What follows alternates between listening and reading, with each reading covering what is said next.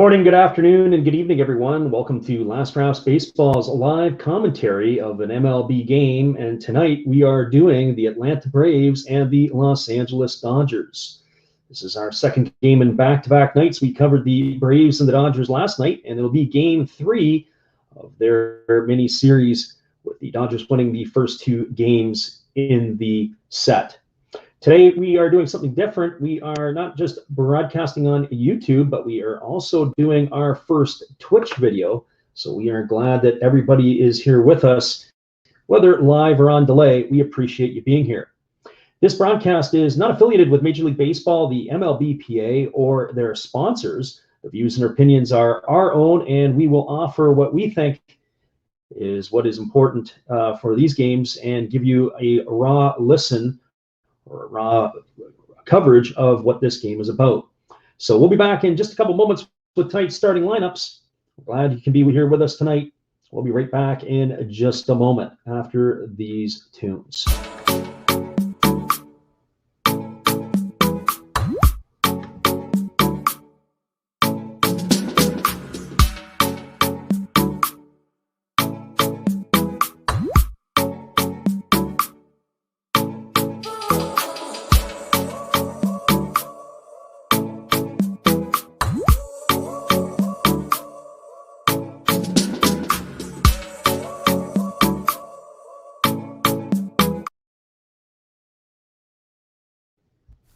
Are you into digital cards?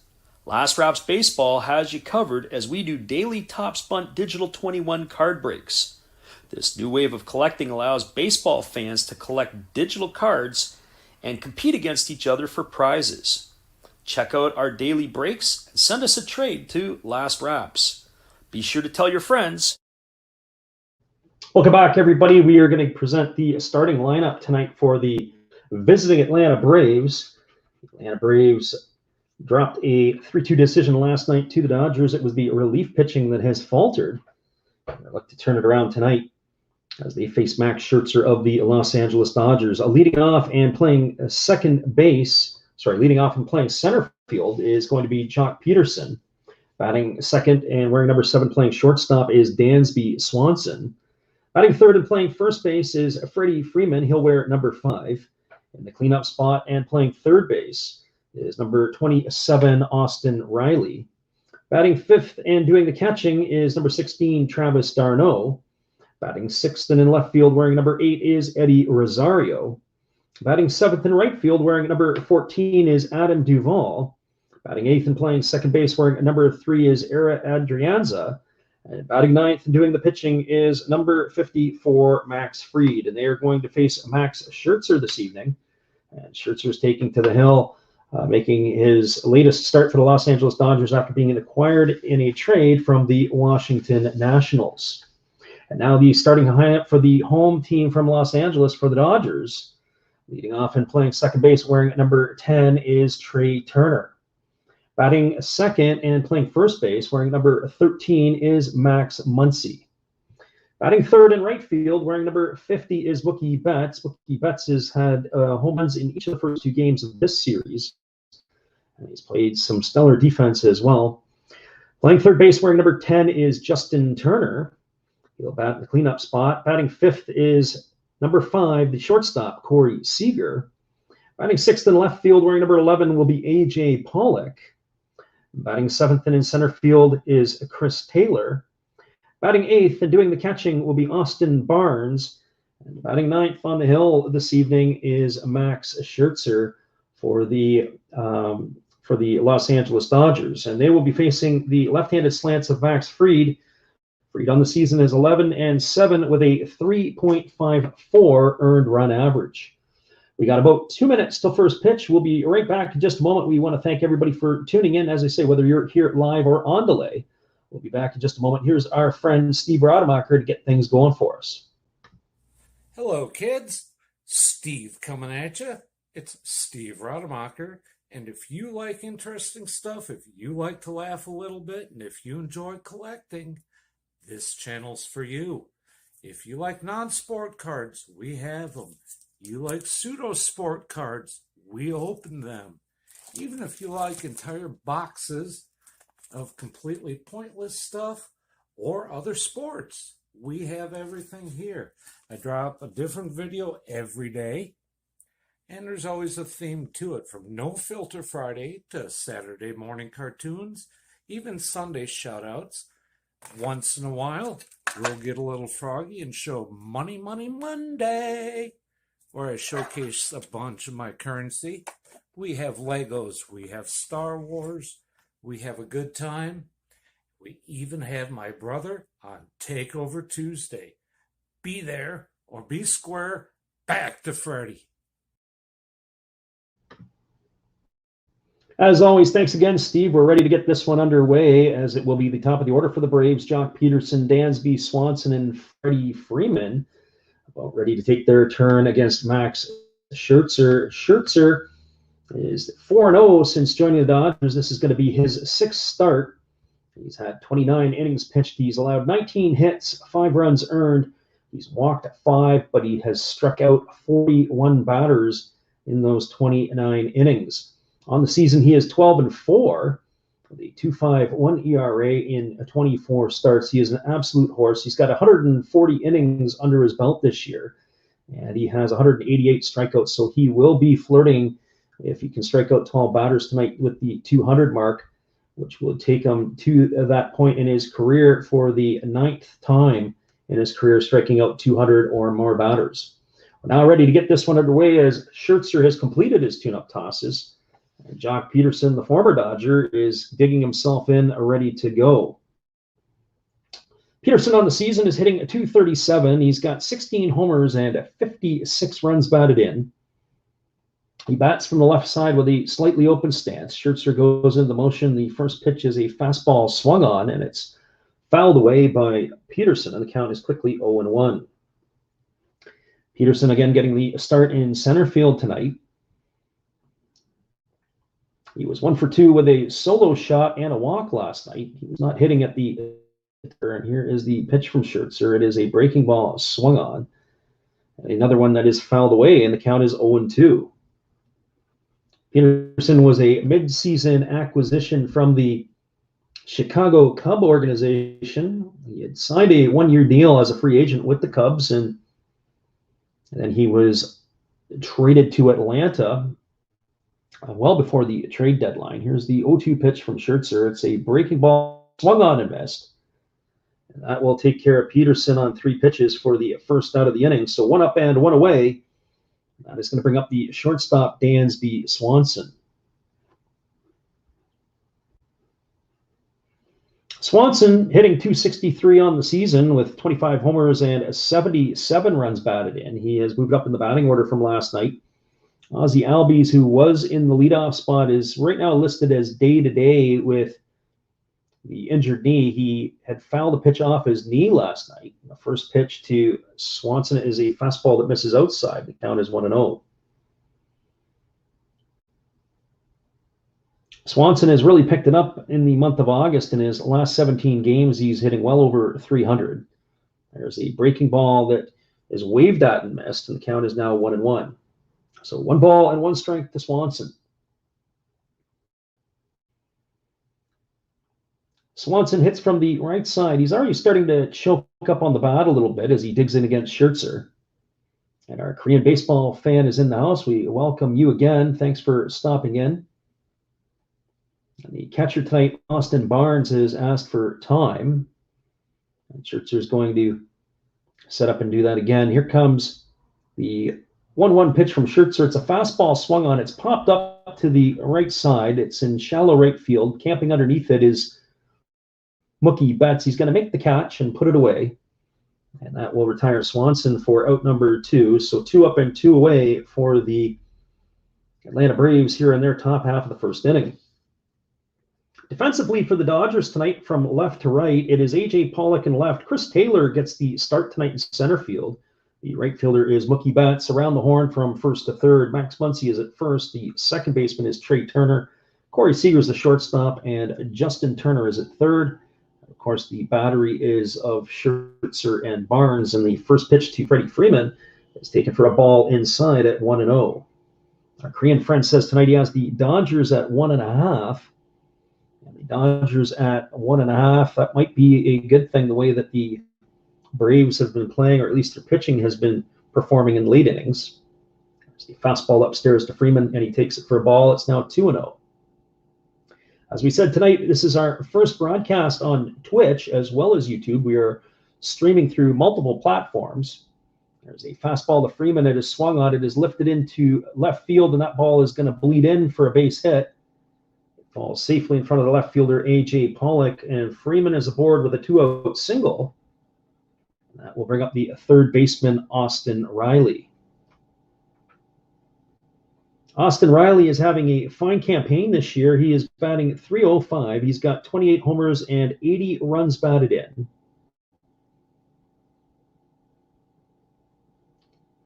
He's currently enjoying a 7-game hit streak. He digs in on the right side. Scherzer comes set. He holds the ball rather high. It's up at shoulder height. He kicks and delivers.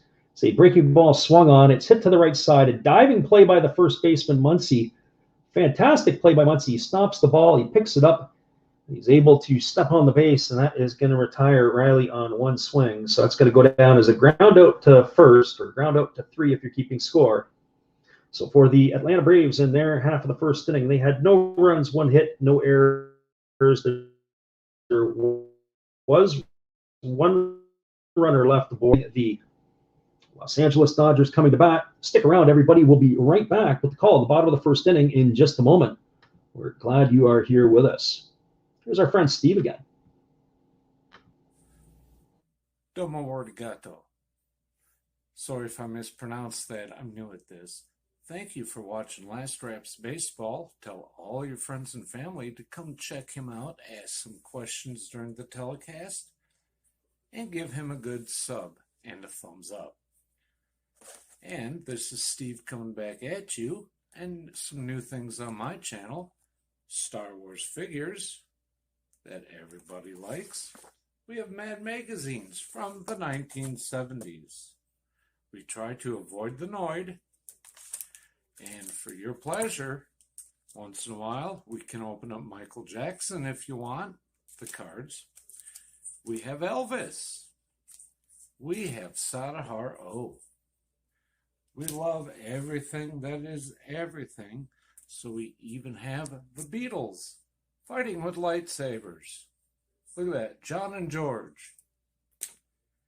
Once in a while, we'll even have my brother take over my channel on a Tuesday. So once again, everybody tell your friends, come see Freddie at Last Raps Baseball. And right now, I'm going to kick it right back to you, Freddie. Thanks again, Steve, and we'll be right back here in just a moment as the pitcher Max Fried is completing his warm-up tosses. We'll be ready to get this one underway with Trey Turner, Max Muncy, and Mookie Betts coming to bat. Eddie Lopez has stopped in tonight, and we appreciate you being here. Eddie, thanks for listening in to our stream of the game. Fried is completing his warm-up tosses. He's had 22 starts. He's got 1 complete game. He's 11-7 with a 3.54 earned run average. And he takes to the hill, and he is facing Trey Turner, who bats from the right side. And the first pitch to Turner is a breaking ball swung on, and it is fouled away over on the first base side, and the count is quickly 0-1.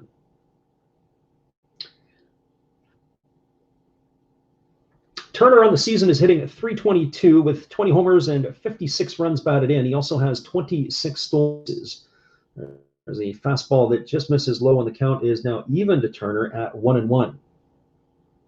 Turner is currently in the midst of a 8-game hitting streak. He's batting at .303 during that time. It's not quite as good as his season average. And there is a breaking ball that misses down and in, and the count is now 2-1 to Turner. Turner, obviously, with being the acquisition and arriving with Max Scherzer, has given the Dodgers a dynamic of speed at the top of the order. There is a breaking ball swung on. This ball has been lashed into left field. Moving over on it is tonight's left fielder, Eddie Rosario. He's going to make the catch. And that is going to put Turner away for out number 1 here in the bottom of the first inning. So 1 up and 1 away, and that is going to bring up Max Muncy. Muncy made a fantastic play in the bottom of the top of the first inning to dive to his right and be able to make a wonderful play on Austin Riley to end the first inning. He's had himself a very fine season so far this year. He is up in many offensive categories, including on-base plus slugging. Once he steps in on the left side, and the first pitch from Fried is a fastball that misses down and away, and the count is 1-0.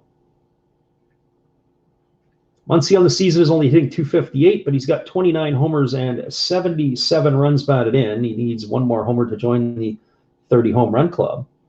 There's a breaking ball that misses down and away, and the count is now 2-0 to Muncy. Fried is a tall, lanky left-hander, and one of the strong young pitchers that the Braves have in their rotation, of course, with Ian Anderson and unfortunately an injured Mike Soroka. There's a fastball swung on and fouled away over the third base side. The count is now 2-1 to Muncy. But that young rotation looks like it's going to be here for many years. So 2 balls and 1 strike to Muncy. He'll be followed by the right fielder, Mookie Betts. Muncy gets himself dug in at the plate. He's got a slight crouch. Fried goes into the motion. He kicks and he delivers. It's a fastball swung on. It is lifted into deep left field. Moving back on the warning track, looking up, and it is gone. A home run for Muncy. He went the other way, and that gives him number 30 on the season. And that puts the Dodgers on the board and up 1-0 here in the first inning.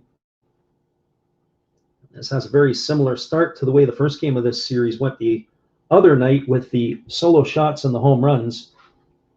And definitely Max Muncy has put the Dodgers on the board 1-0. So that's number 30 for him. And our Korean baseball fan says Muncy for sure. Good piece of hitting. Really did a good job of staying inside the baseball and watched it travel. It was a wall scraper. It just got over the wall into the front row.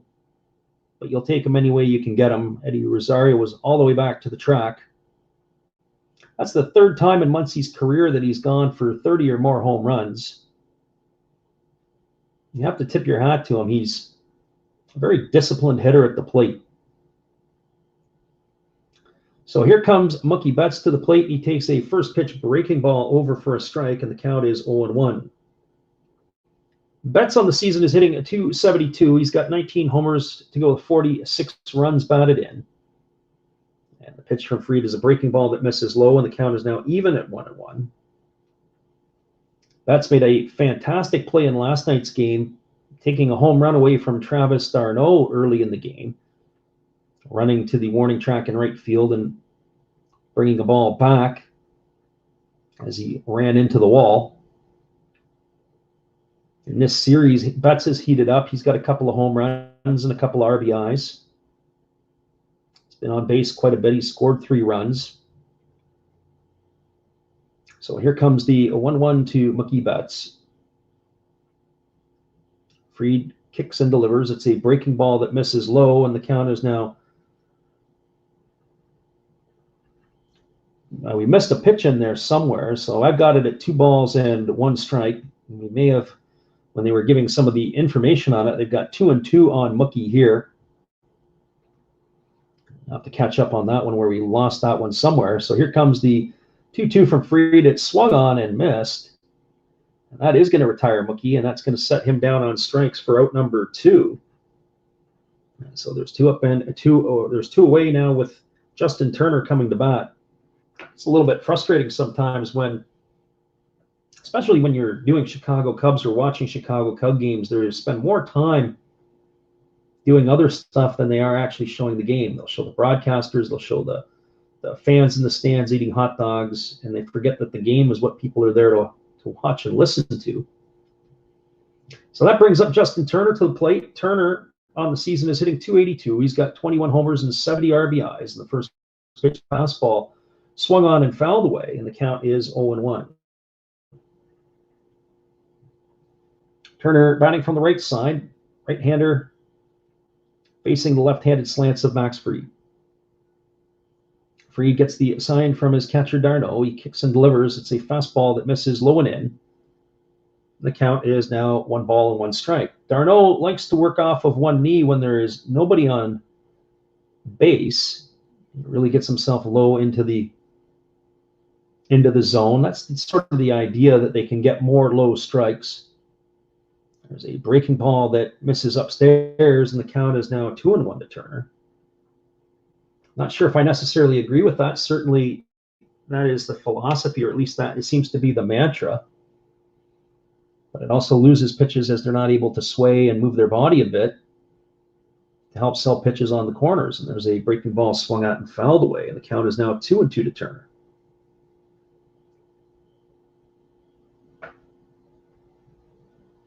But it is rampant through Major League Baseball, the catchers working off one knee, but not just MLB. You also see it now in the Japanese League. In different places, they're training the catchers to do this. And there's a pitch that's swung on. It's grounded up the middle. It's fielded on the left side, second base by Era Adrianza. He flips it over to first, and that is going to retire the Dodgers here in their half of the first inning. It goes as a ground out, 4-3. So for the Dodgers in their half of the first inning, there was one run on one hit.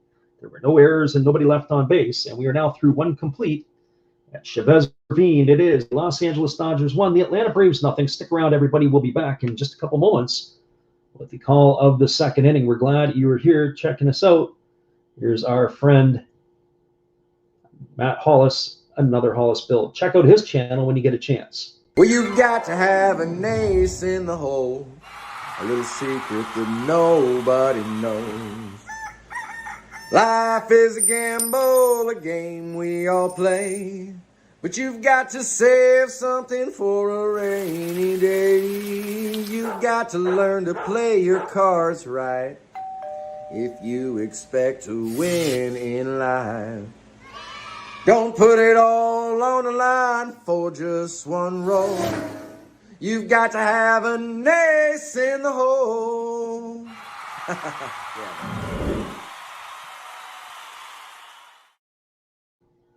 We appreciate you, Matt, and we're glad everybody is here listening in. We'll be back in just a couple moments. We're going to bring you back with some tunes.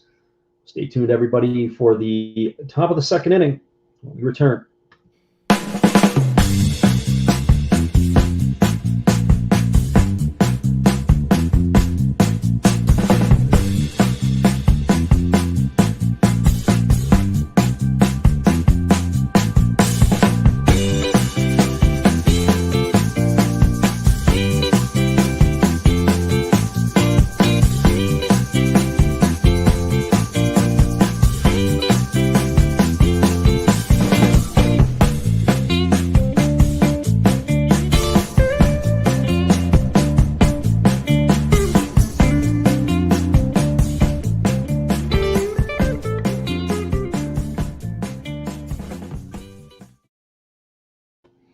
Welcome back, everybody. It is going to be the 5, 6, and 7 hitters in the order coming up for Atlanta to begin the second inning against the right-handed slants of Max Scherzer. It's Travis d'Arnaud, Eddie Rosario, and Adam Duvall.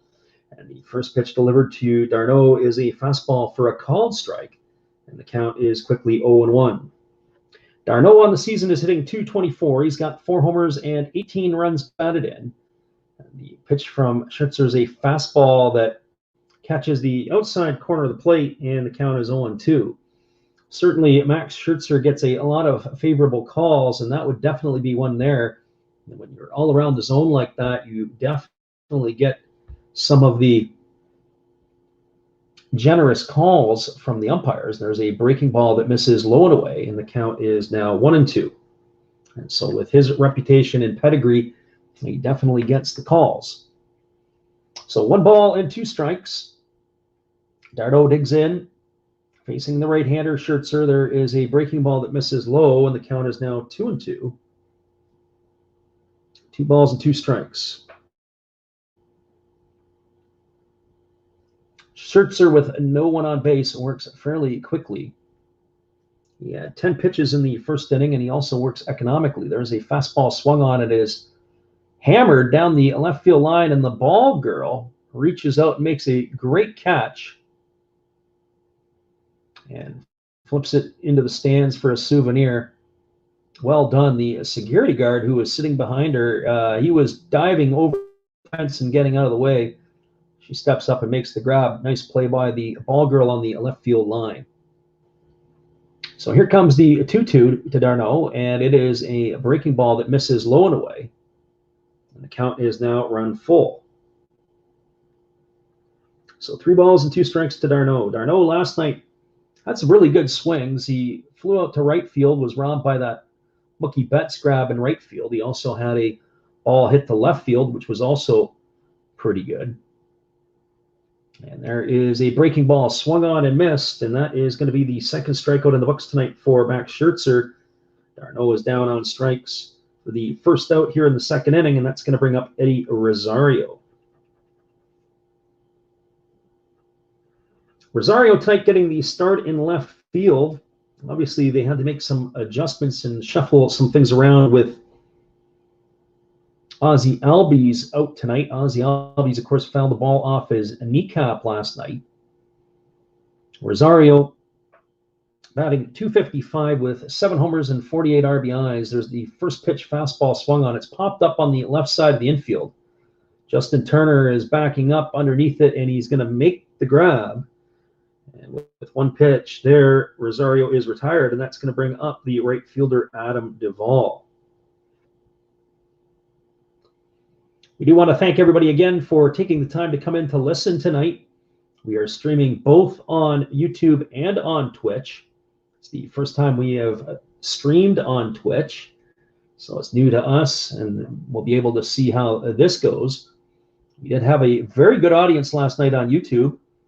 Of course, that was the battle between Walker Buehler. There's a fastball from Max Scherzer delivered to Adam Duvall for a called strike. The count is at 1-1. Of course, the Atlanta Braves sent Charlie Morton to the hill. Very good pitcher's duel.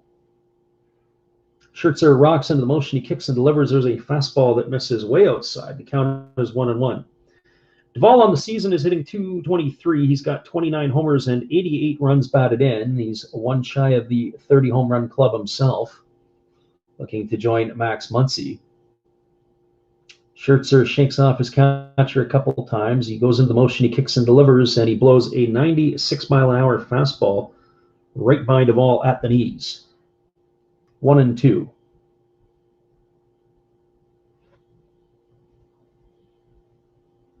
Scherzer gets the sign from his catcher, Barnes. He rocks into the motion. He kicks and he delivers, and it is a fastball taken for a called third strike. And that is going to set down Duvall for the last out of the inning. So for the Atlanta Braves in their second inning, they had no runs, no hits, no errors, and there was nobody left aboard. We're now through 1.5. It is the Los Angeles Dodgers 1, the Atlanta Braves nothing. Stick around, everybody. We'll be back in just a couple minutes. And we got a couple of new features here for you. If you would like to support Last Rouse Baseball, be sure to check out our eBay store. We got all kinds of knickknacks and different things. Check this out. We'll be back in just a minute.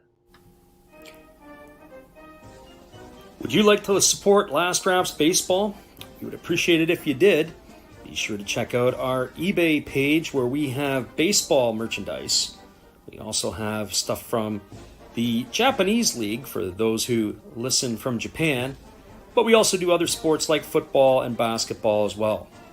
Don't forget, visit Last Rouse Baseball's eBay store to help support the channel. We'll be glad you did.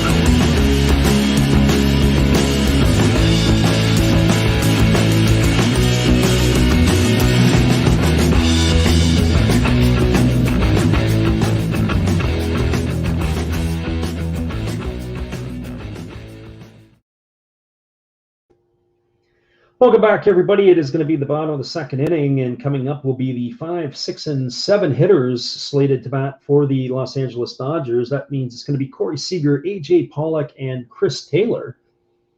And Seager will lead it off, bringing a .273 batting average to the plate with 7 homers and 36 runs batted in.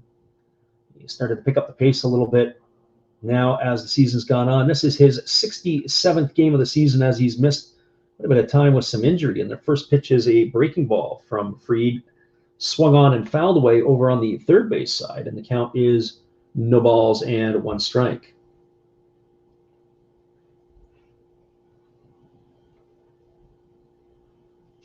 Seager is digging in. He takes a breaking ball outside. The count is 1-1.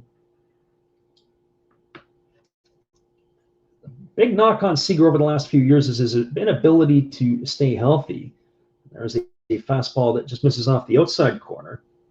He's going to be a free agent at the end of the season, and of course, he'll be looking for a payday, but there are a number of shortstops who will be on the open market. Carlos Correa, Javi Baez, Trevor Story.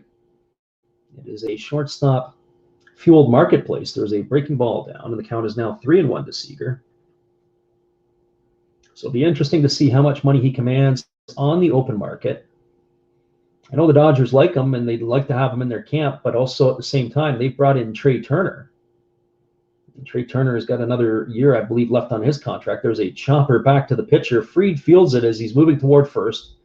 He flips it cleanly over to Freddie Freeman, who's covering the bag, and that is going to retire Corey Seager for the first out of the second inning. So 1 up and 1 away, and that's going to bring up A.J. Pollock. A.J. Pollock on the season is batting .297. He's got 16 homers and 56 runs batted in.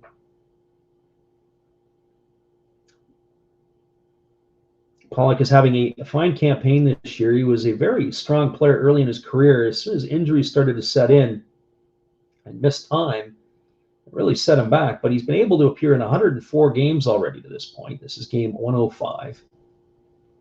If you can get 130-plus games out of A.J. Pollock, you've done well. There's a fastball at 95 miles an hour that backs him off the plate.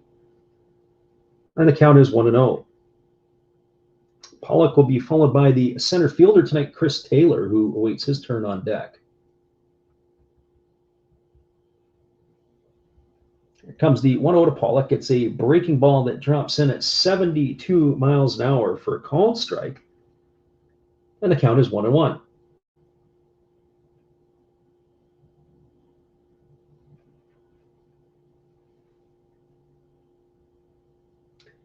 Fried goes into the motion. He kicks and delivers. It's a breaking ball down, and the home plate umpire has signaled that Pollock did go after it, and the count is now 1-2. That was a bad miss by Pollock, but even a worse decision and judgment by Pollock to go after that pitch.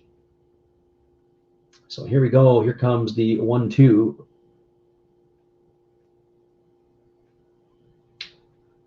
Fried rocks into the motion. He delivers. There's a breaking ball that bounces up to the plate this time, and the count is now 2-2.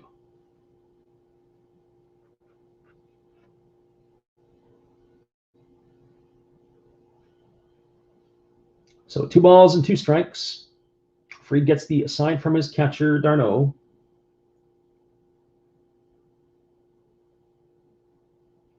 Goes into the motion. He kicks and delivers. It's a fastball swung on and fouled away over on the first base side. We're going to do this all over again. So far, Max Fried has had to work a little bit harder than his counterpart, Max Scherzer. Our Korean baseball fan asks a couple of questions. He says, who would you pick, Seager or Turner? There's a breaking ball swung on. It's grounded to short. It's picked up by Swanson. He fires the first. And that is going to retire Pollock. It goes down as a ground out, 6-3. So if I had to make a choice, I personally would pick Trey Turner over Seager, and here's why. To me, it's easy in this regard that Turner has more wheels. Man, Turner, there is more options with Turner right now at this point in his career. He can steal bases. He can run. He's shown this year he can hit for power. He's already got 20 home runs. That's my obvious choice. But when Trey Turner loses a couple of steps, I don't know if he will be as good a hitter. Now, Seager also hits from the left side, left-handed hitting shortstops. There's not a ton of them around. I think of Brandon Crawford being one. There's a fastball that misses upstairs to Taylor. The count is 1-0. So that's what I think. So 1 ball and no strikes. Taylor digging in from the right side. Fried goes into the motion. He delivers, and it is a breaking ball down in the dirt. They appeal down to first base, and they say he did go. So that's going to even the count at 1-1. Take a look at that one again. That was a good decision to go down to first base. The home plate umpire didn't think he went. But on further review on the replay, you can see that he definitely made an effort for it. We've got our Taiwan friend Eddie in the house tonight. Welcome, Eddie. There's a breaking ball swung on and missed by Taylor, and the count is now 1-2. So he says the Dodgers are winning again as usual. Yes, it was the Max Muncy home run that put them out to a fast start. And certainly the pitching tonight is going to be, runs will be at a premium as long as Max Scherzer is on the hill. There's the pitch from Fried. It bounces up to the plate at about 57 feet, and it's going to be 2 balls and 2 strikes.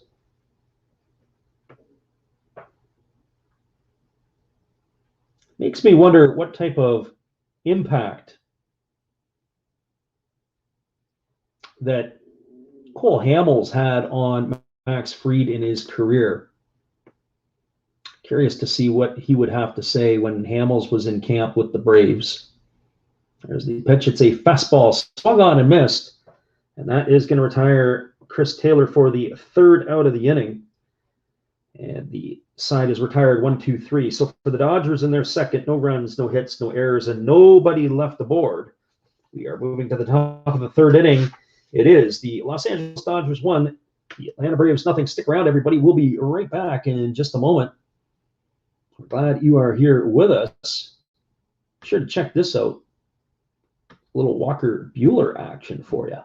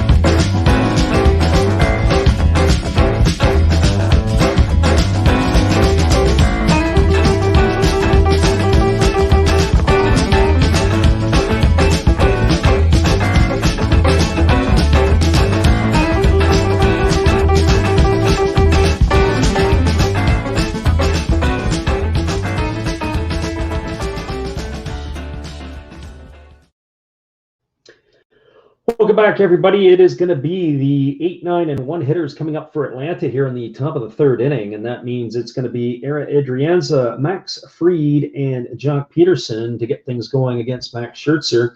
Scherzer tonight has been very economical in his line of work, and he was able in the 1st inning to go with 10 pitches, and he had 12 in the 2nd. He's at 22 pitches through 2 innings, and he's going to be facing Adrianza, Fried, and Peterson to get things going here in the 3rd inning. Our friend Eddie says the Dodgers are going to take first place tonight, and the Giants, he predicts, are going to be falling out, no longer the best record. Amazing, though, that the San Francisco Giants were able to stick around for as long as they did. I would have never predicted that early in the season. Here's the first pitch from Scherzer to Adrianza. It's swung on. It is hit on 1 hop over to the second baseman, Turner, who is well into the 4-hole. And so 1 pitch and 1 away. It goes down as a ground out, 4-3 for out number 1 here in the 3rd inning. Got to tip your hat to the Giants, though, for them being able to hang around as long as they did. Even some of the moves they made in the offseason, acquisitions for pitchers that really paid off. But truth be known, how they're doing it, when you look at the Dodgers and their staff and the depth that they have with their club, amazing that they were able to stick around for as long as they did. So here's Max Fried to face his counterpart, Max Scherzer, and the first pitch is a fastball off the plate. And the count is 1-0. On the season, Max Fried is batting at .325. He's got no homers and 5 RBIs, but he does have 3 doubles to his name. He takes a fastball for a called strike, and the count is now 1-1. So as we mentioned earlier tonight, we are really pleased that people are here listening to us. We are streaming for the first time on Twitch. We are also streaming on YouTube, and there's a breaking ball that misses outside, and the count is now 2-1 to Fried. So if anybody is listening in on Twitch, please feel free to say hello and let us know where you're from. But if you're just listening on YouTube as we normally are, we're glad you are with us. And there's a fastball swung on and missed by Fried, and the count is now even at 2-2.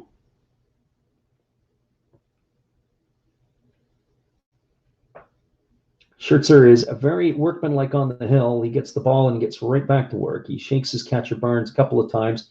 He kicks and delivers. It's a changeup swung on. It is lifted into deep center field.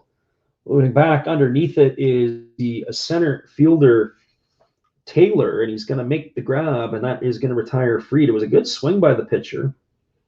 That ends up as out number 2. He left the changeup up in the zone, and Fried was able to jump on it.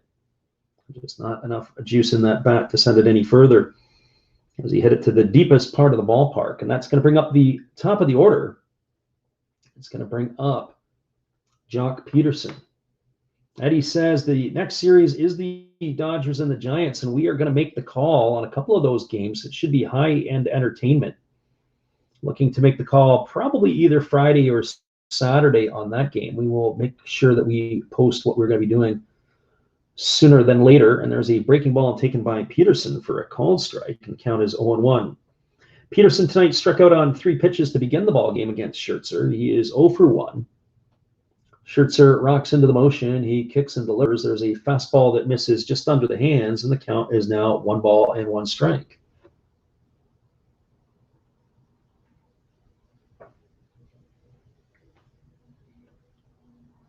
Scherzer's now up to 30 pitches, and he gets the sign from his catcher Barnes. He rocks into the motion. He kicks and he delivers. There's a fastball swung on and missed. And the count is now 1-2. Scherzer really has a lot of movement on his fastball. He also throws a bit of a sinker, and you can see that the ball not only has the arm side run, but it also has depth to the pitch as well. It's a hitter that a lot of the lefties will go and chase. And here's the pitch, and there it is right there. They ask for some help. And they say Jock Peterson didn't check his swing in time, and that is going to be the second time he's gone down on strikes tonight. And that is going to retire the side for the Dodgers here, or for the Braves here in their top of the 3rd inning.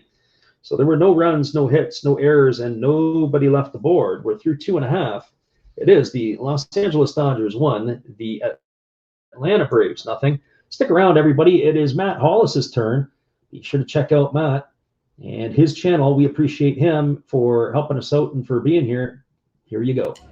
Good evening, ladies and gentlemen. Namaste. Hey, I hope you guys have been enjoying the game.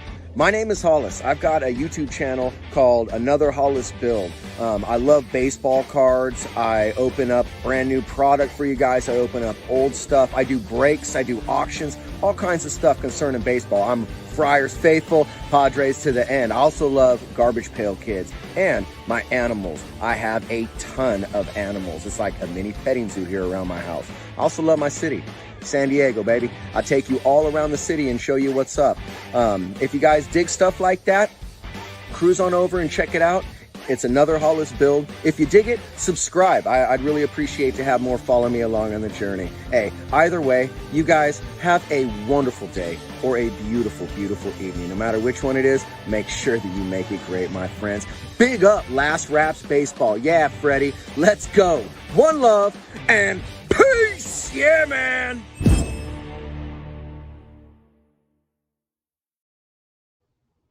That's Matt Hollis. Be sure to check out his channel, Another Hollis Build. He is a supporter of our channel, and in turn, we support him in kind.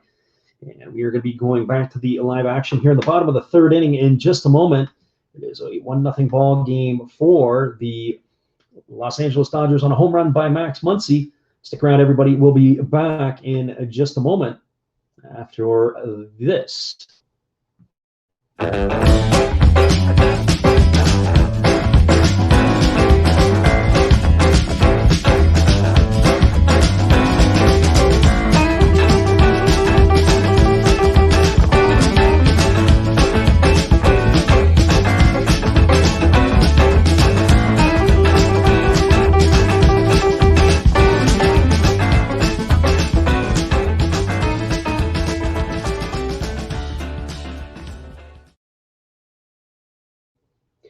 Welcome back, everybody. We're back to the live action, and Austin Barnes has just taken a call and strike. We were a little bit late from our break, and he took a ball on the first pitch, so it is 1 ball and 1 strike to Austin Barnes.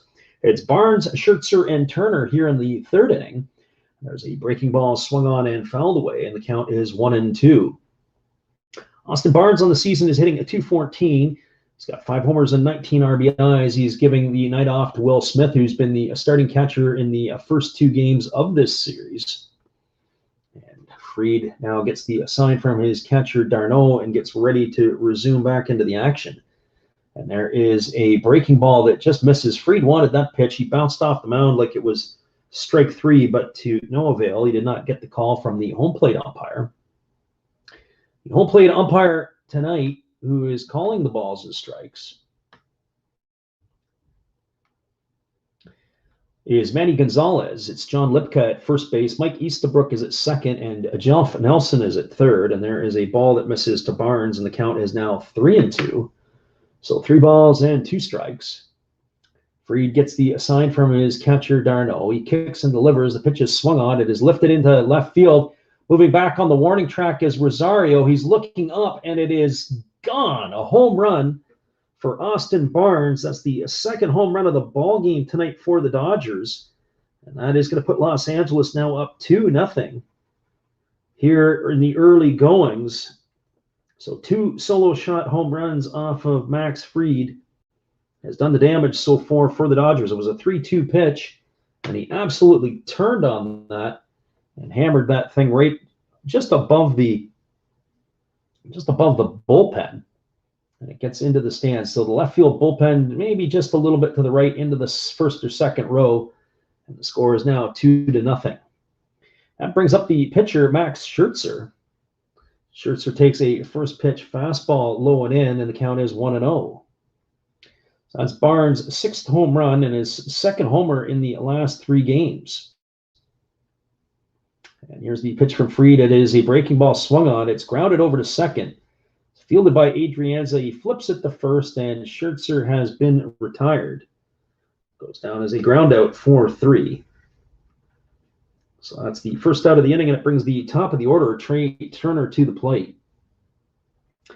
Yes, it is now 2-0 for the Dodgers. We'll always update our ticker toward the end.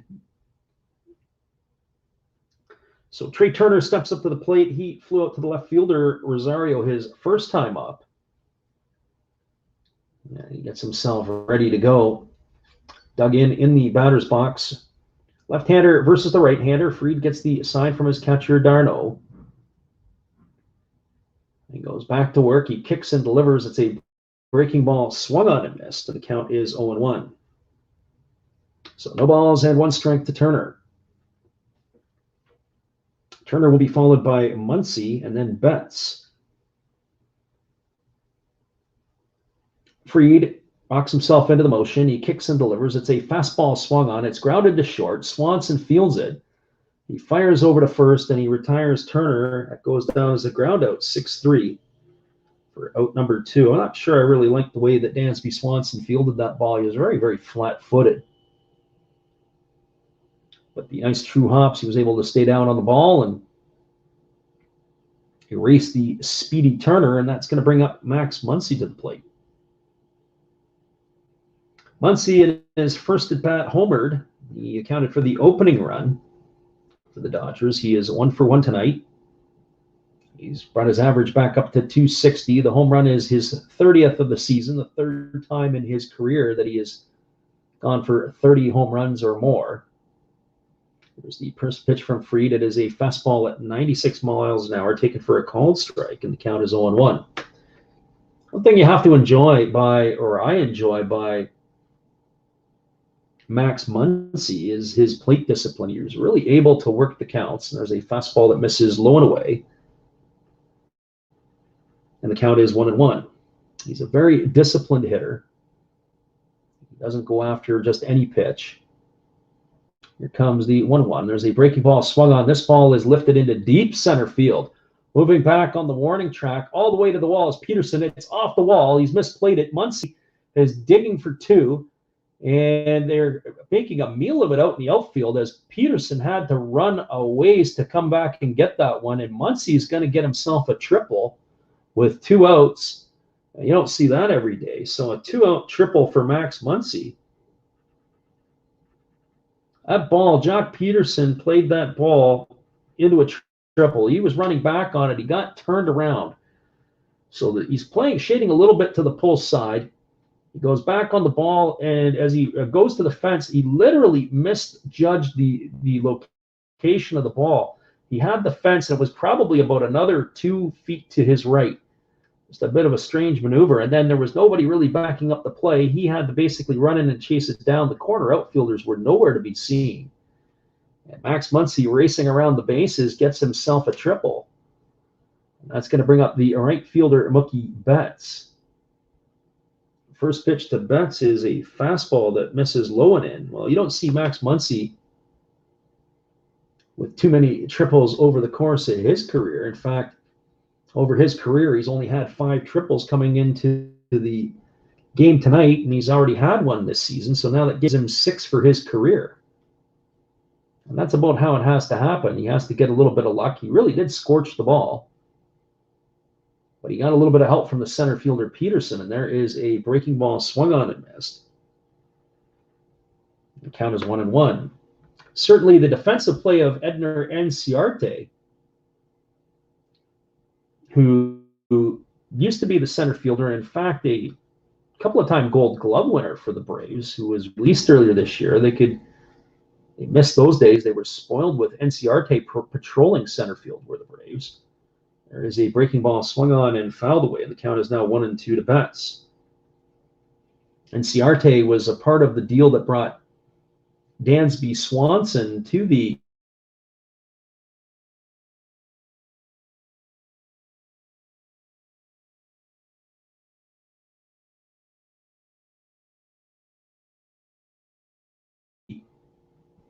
but he was released as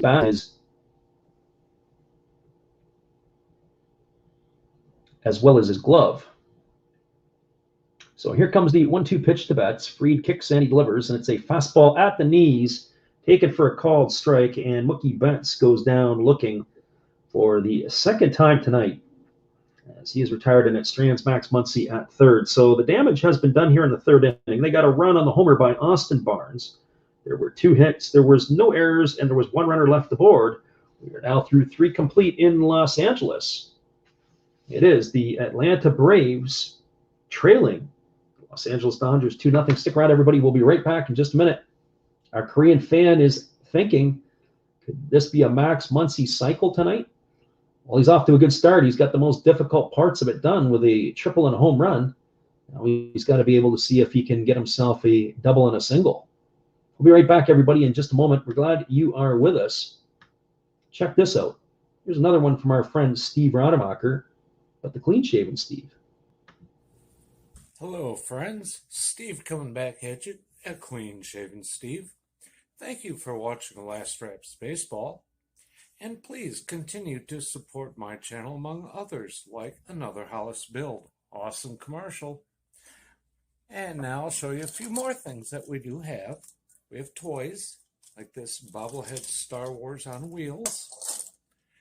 We have Noids. We can't keep avoiding them forever.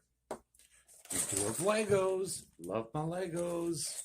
We have Origami Folder. Check him out. He's new into this, getting started, has good following already. We have Red Beard Breaks. And we also have these things that, in a pinch, will tell you what your temperature is. So, if you like all of this, and if you like Last Raps Baseball, join all of us. We'd love to have you. And I know you would enjoy us. Thank you, peace, good night, and cheers.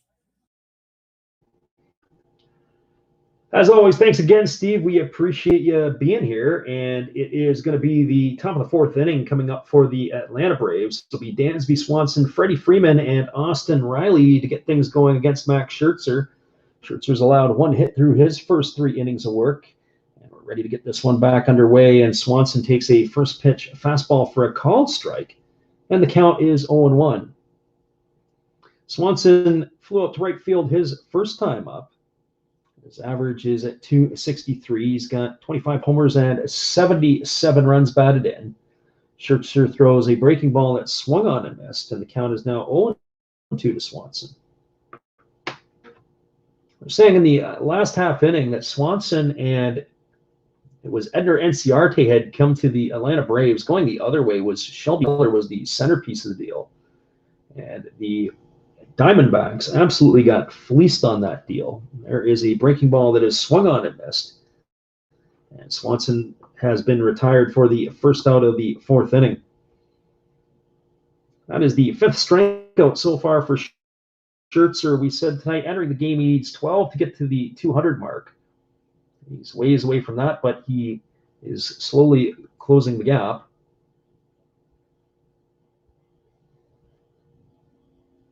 So 2-0 here for the Dodgers in the top of the fourth inning. Scherzer getting ready to go back to work. It'll be Freddie Freeman stepping in. He's got the only hit tonight for the Atlanta Braves, and Scherzer rocks into the motion. He kicks and delivers. It is a fastball swung on and missed, and the count is 1.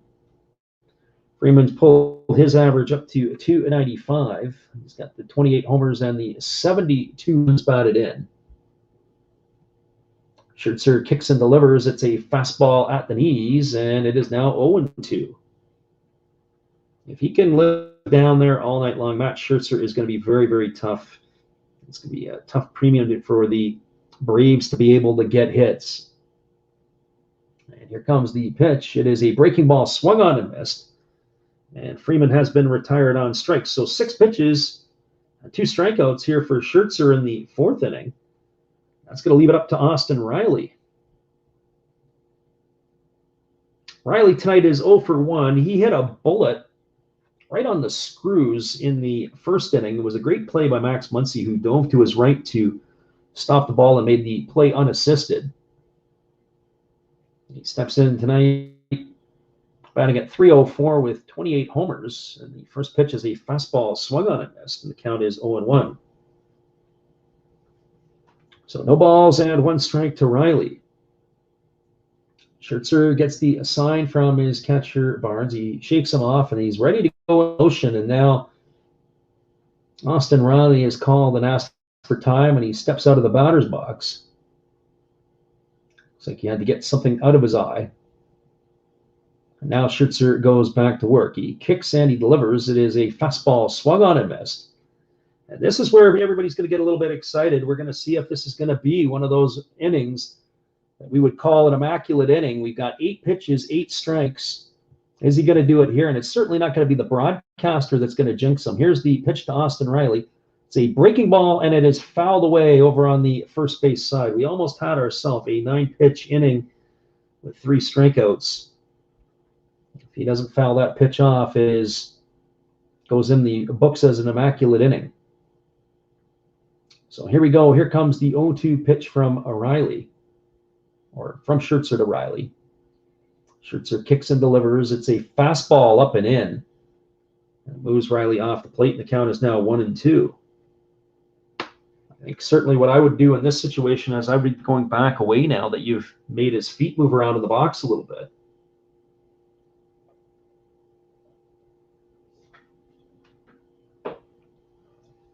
And Scherzer goes back in the motion. He kicks and delivers. It's a breaking ball swung on. It's lifted into shallow center field. Coming in hard is the center fielder, Taylor.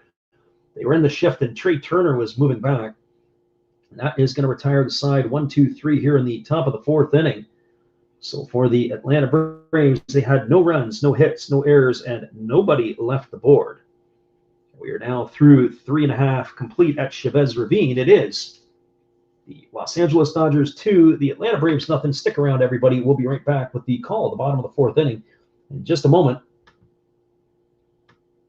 Here comes another one from our friend Matt. Be sure to check out his channel when you can.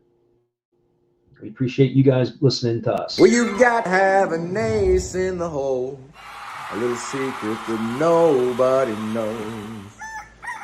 Life is a gamble, a game we all play, but you've got to save something for a rainy day. You've got to learn to play your cards right if you expect to win in life. Don't put it all on the line for just one roll. You've got to have an ace in the hole.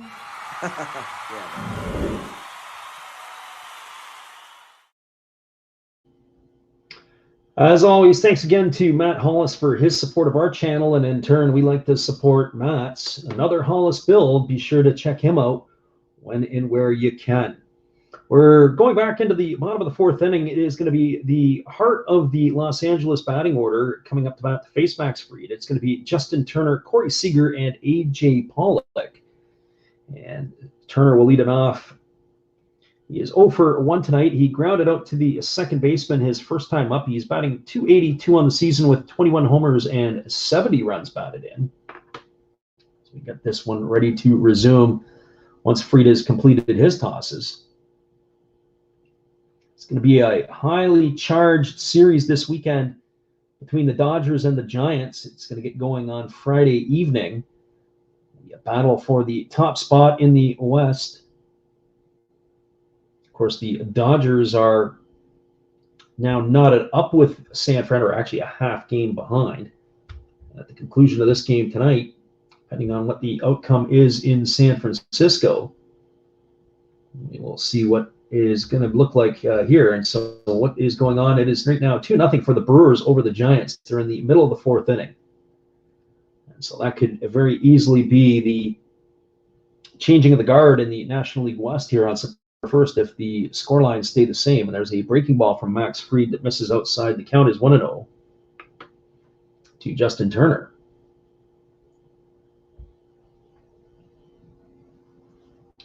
Ben Brandt asks, does anyone else have the over?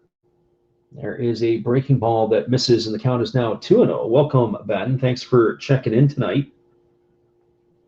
I would say probably in my books, if I was placing bets, I would be leaning heavily to the Dodgers for the over tonight. I think it's, if I'm not mistaken, is it 1.5 tonight, the scoreline?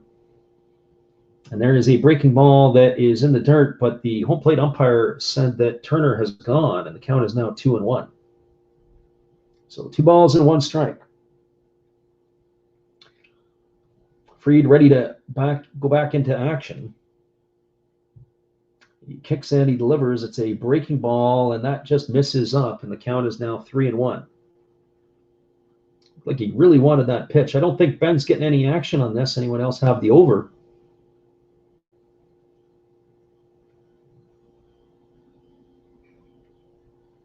So here comes the pitch from Fried. He kicks and delivers. It is a breaking ball, and that is taken for a called strike. And now Justin Turner doesn't like the call, so right back at you. First it was the pitcher Fried, and then Justin Turner not liking the call. So now we have a full count. 3 balls and 2 strikes. The challenge for the Braves is once they get into the bullpen, it's a lot of late inning excitement, and there is a breaking ball taken for a called third strike. And Justin Turner is going to slowly walk back to the dugout. He's not happy with that call. He has been retired as the first out of the inning, and that is going to be the 4th strikeout on the evening for Max Fried. If you look at the K zone, it caught quite a bit of the strike zone, more of the upper part of the zone than anything else. So 1 away, and that's going to bring up the shortstop, Corey Seager. Seager tonight is 0 for 1. He grounded out to the pitcher his first time up. Fried goes into the motion. He kicks and delivers. It's a fastball. Man, missed, and it's 0-1 quickly to Seager. Seager's average has slipped to 272. He's got 7 homers and 36 runs batted in. Lefty versus the lefty. Fried goes into the motion. He kicks and delivers. It's a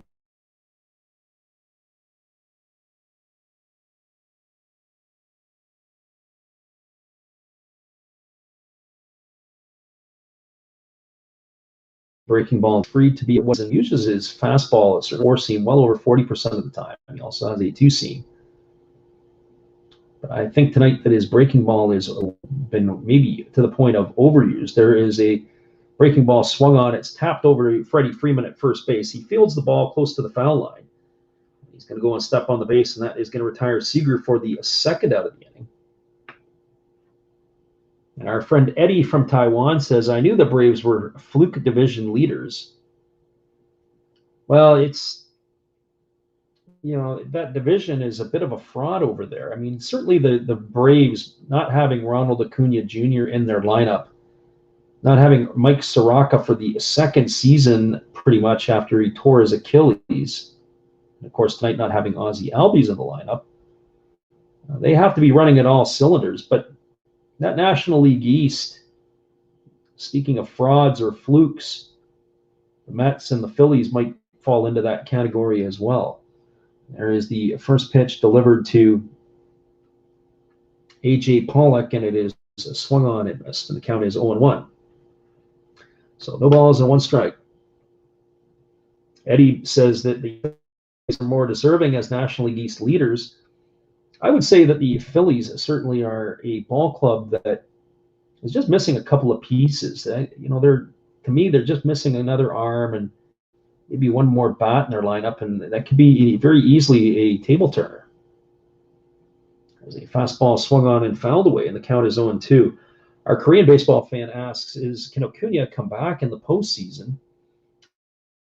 Acuna has torn his ACL. He is done for at least, well, you won't see him till next year easily.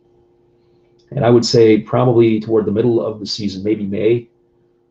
Approaching June is when I think the timetable for his return will come about. So here comes the 0-2 pitch. It's a breaking ball swung on, and it is fouled away down the third base side, and that is going to keep the count at 0-2 to A.J. Pollock.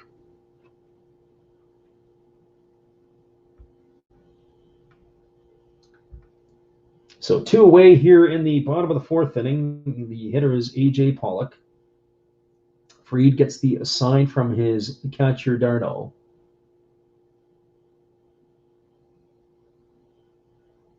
He rocks into the motion. He kicks and he delivers. It's a breaking ball that misses low and away. And the count is now 1-2. Should Pollock find a way on base, he'll be followed by the center fielder, Chris Taylor.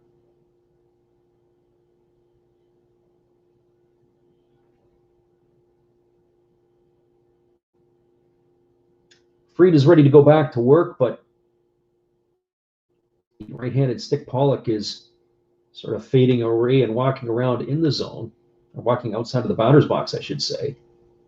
Now he's ready to go back to work. There's a fastball swung on and missed. And that is going to retire Pollock on strikes for the first time tonight, but he is the third out of the inning. So for the Dodgers in their fourth, no runs, no hits, no errors, and nobody left aboard. We're now through 4 complete.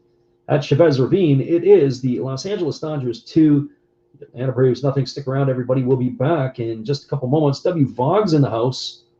Welcome, Voggs, for being here, and everybody else. We'll be right back in just a moment.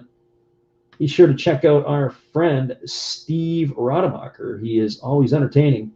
He's got a lot of great stuff. Hey, guys, and thank you, Freddie. Steve coming back at you. That's right, Steve Rademacher. I would like to thank each and every one of you that is tuned into my channel. And today, let's do a little shout out for some other great channels you should be watching. There is WVogs18. There's Big D's Sports and Collectibles. You all know another Hollis build. Why not Like Father, Like Son? That's a great duo that does some great stuff. It shows some great cards. And of course, the one and only Bud Stoney, creators of One of Ones, the creator of One of Ones, and they're all signed on the back. Bud Stoney, One of One, like this beautiful Robin Yount that he made for me.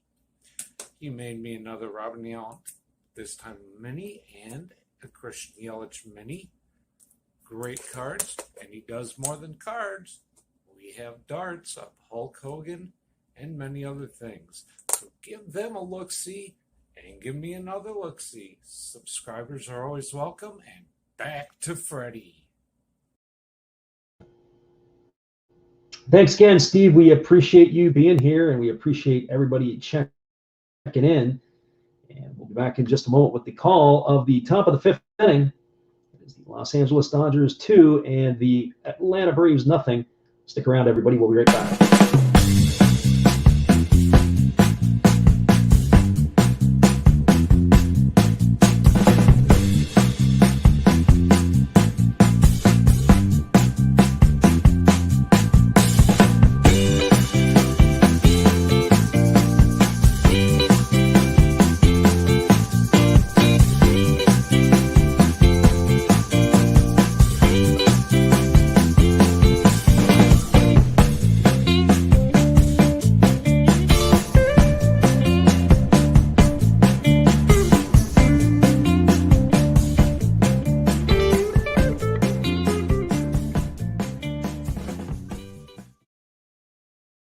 Welcome back, everybody, and Max Scherzer is back to the action here. It is Travis d'Arnaud at the plate, and d'Arnaud swung and missed at the first pitch, and he took the second pitch for a ball. It's 1-1, and Scherzer goes back to work. It's a fastball swung on and fouled away over on the first base side, and the count is 1-2.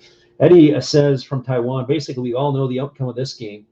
I would think so. It's going to be very tough to get to Max Scherzer. He does sometimes have these odd implosions, but it'll be very difficult to chase him out. He's been economical with his pitch count. There is a fastball swung on and fouled away, and the count remains at 1-2. He was through at 43 pitches through the first 4 innings of work. He's well on pace to even possibly have a complete game under his belt with those type of numbers. And, of course, you can turn it over to the Dodger bullpen, and the Dodger bullpen is pretty solid.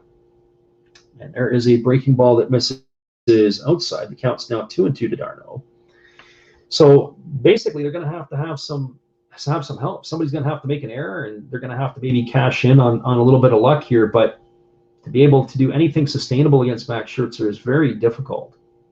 Stringing hits together is not going to be something that is going to be easy to do. So maybe a walk and a long ball might be able to get the Braves back into this one. But we do still have, we're in the 5th inning, so we still have time. And there's a fastball swung on. It's a check swing, and it just goes over the head of the first base coach foul down the right field line. And the count remains 2-2 to d'Arnaud. It's d'Arnaud, Rosario, and Duvall here in the 5th inning for the Braves.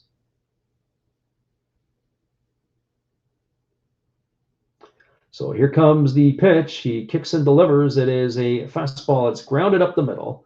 It's fielded by the shortstop, Seager. He throws over to first, and that is going to retire him.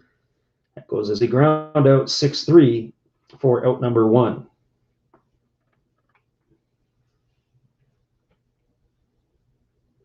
So 1 up and 1 away, and Eddie Rosario now comes to the plate.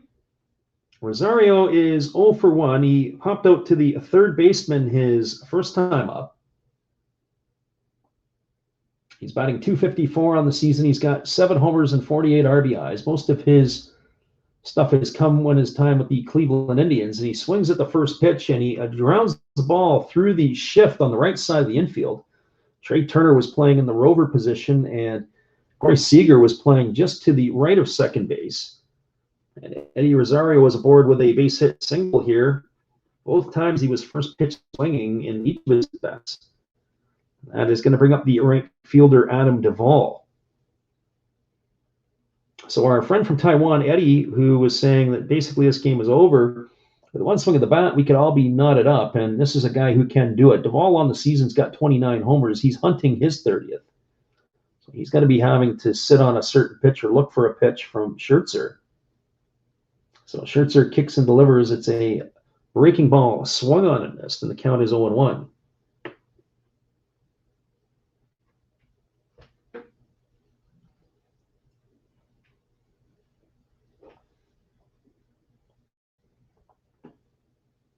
Duvall, a right-handed stick, digs himself in. Right-hander against the right-hander Scherzer. He kicks in, he delivers. It is a changeup swung on and missed. And the count is 0-2. So no balls and 2 strikes to the ball. It'll be followed by the second baseman, Adrianza. Schertzer gets his sign from the catcher, Barnes. He comes set at the chest. He kicks in, he delivers. It is a breaking ball down. They appeal over to the first base umpire, and he says he didn't go, and the count is now 1-2.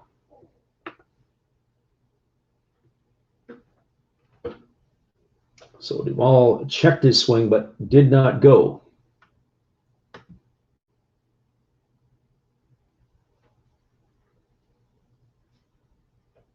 So 1 ball and 2 strikes. Schertzer comes set at the chest. And he flips over to first base, and Rosario goes back easily standing up. We're going to do this all over again.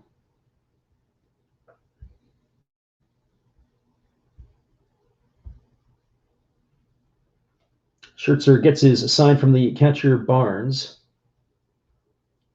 And he comes set. He kicks in, he delivers. It is a fastball swung on, and this is fouled away over on the third base side. The ball was way out in front of that pitch. And the count remains at 1-2. It's another beautiful night for baseball at Chavez Ravine. Fantastic weather in Los Angeles.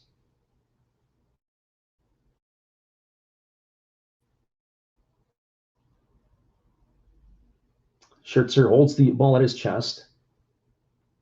He kicks in, he delivers. It's a fastball that just misses under the hands of Duvall. The count now is running at 2-2.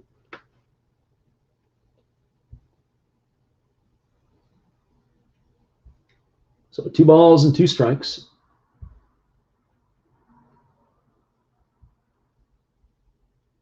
Schertzer slows down a little bit with the runner on base. He comes set at the chest.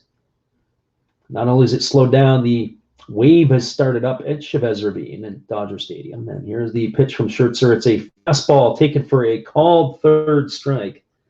And Duvall, for the second time tonight, goes down looking. And so that is 2 away, and it's going to bring up the second baseman, Adrianza.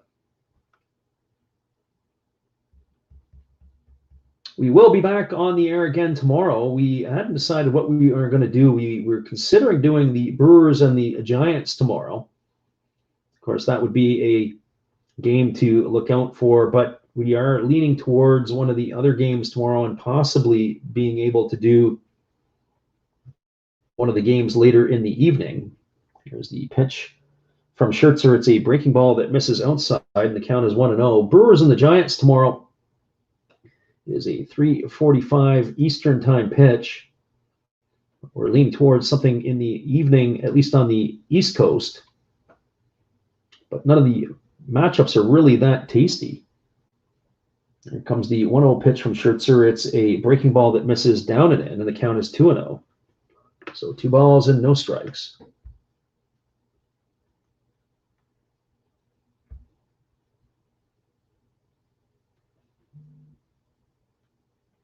Schertzer gets the sign from his catcher, Barnes. Adrianza hits from the left side. He's got a very open stance. And here comes the pitch from Schertzer. It's a fastball swung on, and it's fouled away. And the count is 2 balls and 1 strike.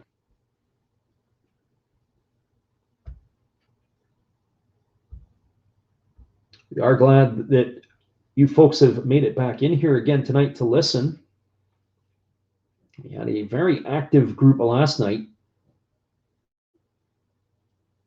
One of the larger audiences that we've had in a while. Here comes the 2-ball, 1-strike pitch to Adrianza, and Schertzer throws. It's a changeup. It is swung on. It is lifted into left center field. That ball is going to get down, and it is going to advance Rosario to second base and in safely at first as Adrianza with a base hit single. That is going to bring up the pitcher, Max Fried, or at least it's scheduled to bring up the pitcher, Max Fried. I'm sure they're going to let Fried swing away. He's been one of the better hitting pitchers in all of baseball this year.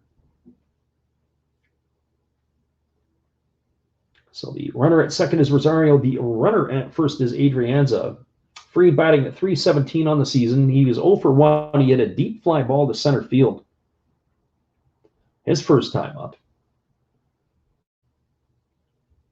So Scherzer holds the ball at the chest. This is the first sign of trouble that Scherzer's had all evening. He kicks and delivers to Fried. It's a breaking ball taken for a called strike, and the count is 0-1.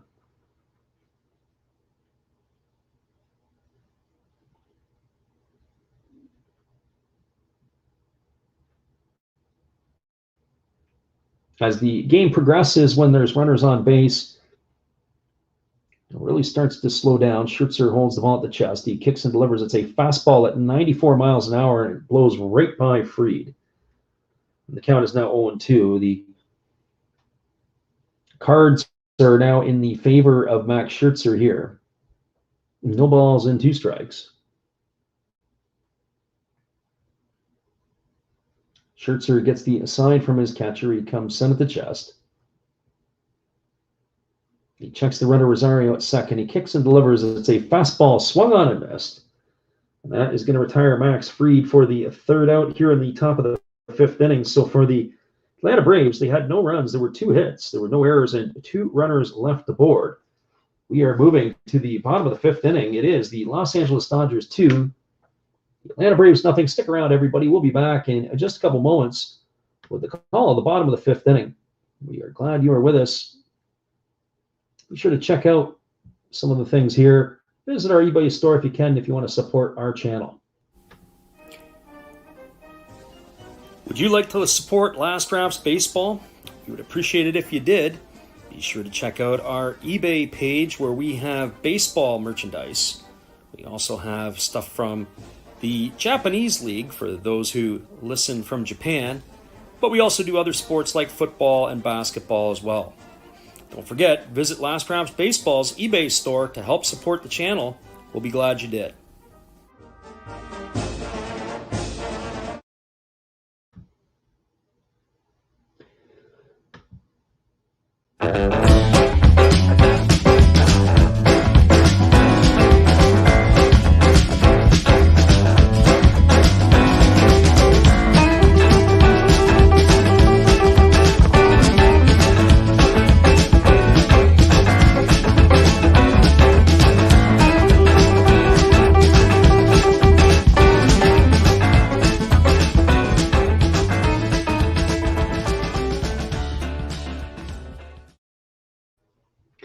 Welcome back, everybody. It is going to be the 7, 8, and 9 hitters in the batting order coming up for the Dodgers in their half of the 5th inning. It'll be Chris Taylor, Austin Barnes, and Max Scherzer. The Korean baseball fan chimes in that that is the 8th strikeout for Scherzer through 5 innings. You're absolutely correct. We said to start the game tonight, he's going to need to get to 12 strikeouts if he's going to get to the 200 mark. And now he is only 4 strikeouts away from that, as he is now definitely becoming there's a chance that he's going to do that tonight, and he's done it a number of times in his career. So we'll see what he is able to manage and able to do. It's a beautiful night for baseball in LA. Fans are out and supporting their team, and we're about ready to go as Max Fried is just about ready to complete his tune-up tosses. We're ready to resume the action in just a moment. So Taylor, Barnes, and Scherzer coming up. All the damage tonight has been from 2 home runs. Max Muncy homered in the 1st inning, and Austin Barnes turned the trick in the 3rd. The Korean baseball fan says, is Max Scherzer a free agent after this season? And that would be correct. He is a free agent. He's going to command some more money on the open market. And Scherzer, who is in his walk year, is 37 years old. He'll turn 38 next July. So one would think he's at this pace, the way he has played and never really been hurt. He's got another 3 or 4 seasons probably left in him. And so here comes the first pitch from Max Fried. It's a breaking ball, and Chris Taylor checks his swing but fouls it off. And the count is 0-1. Fried through 4 innings is at 65 pitches. And so it'll be Taylor, Barnes, and Scherzer here to get things going. So Fried rocks into the motion. He kicks and he delivers, and it's a breaking ball that misses down, and the count is 1-1. Our Korean friend says maybe a 3-year contract. I would say he might command a 4-year contract just because of what he's done. He might want to command that extra year, or maybe 3 years with an option. And then you'd have to load it up with buyouts and different things. There's a fastball that misses upstairs, and the count is 2-1. He's been very, very durable. Our Korean fan suggests $55 million for 3 years. I think he's going to command more than that. I think you might be looking at 75 for 3 years, at least $25 million. I know he's a little later in his career, but I can easily see him getting a $25 million a year contract. There's a breaking ball that misses upstairs. Count is 3-1. Whether it necessarily will pitch like it, but he definitely in this last contract, this contract was good value for the money. There's a fastball that swung on, it's fouled away behind home plate. And that's going to make the count 3-2 to Chris Taylor. Max Scherzer is definitely probably the most valuable contract that he had. That was a value contract for Scherzer. What they paid him on this last one. So here comes the 3-2 pitch from Fried. That's a fastball swung on it. It's grounded to Swanson at short. He picks it up. He throws to first. And that is going to retire Taylor as a ground out 6-3 for the first out of the inning here in number 5. That'll bring up the catcher, Austin Barnes. Barnes tonight is 1 for 1. He hit that home run in the 3rd inning to extend the Dodger lead to 2-0. He's batting .214 on the season coming into tonight's action, but that home run has helped spike it up a bit. He's got 5 homers and 19 RBIs. Barnes has brought his average up to 219 now. Fried rocks into the motion. He kicks and he delivers. It's a fastball that is taken for a called strike just under the hand, so it's 0-1. So no balls and 1 strike.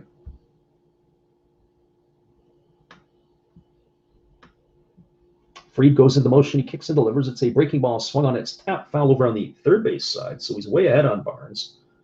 Count is now 0-2. As we mentioned tonight, this is the first time that we have streamed on 2 platforms. We have the game streaming on Twitch as well as YouTube, as we normally do the games. And here comes the pitch from Fried. It's a fastball swung on. It's fouled straight back all the way to the backstop, and the count is going to remain at 0-2 to Barnes. So no balls and 2 strikes.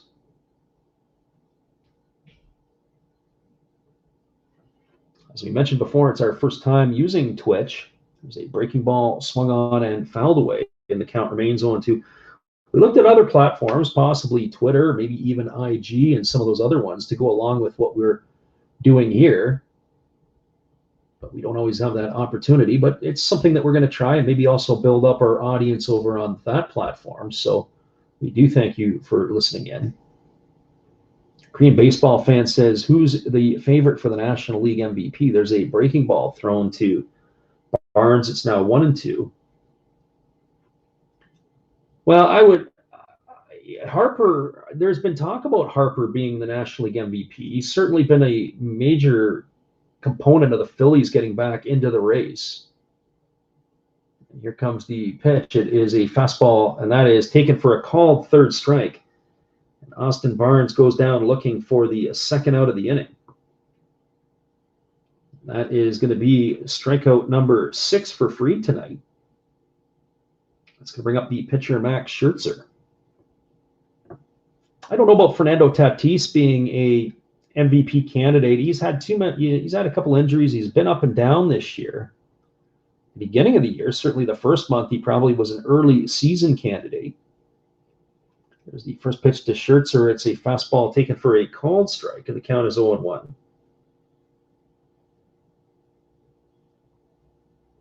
But it is a interesting question. Obviously, Shohei Ohtani, probably the lead runner in the American League. One would think that Vladimir Guerrero Jr.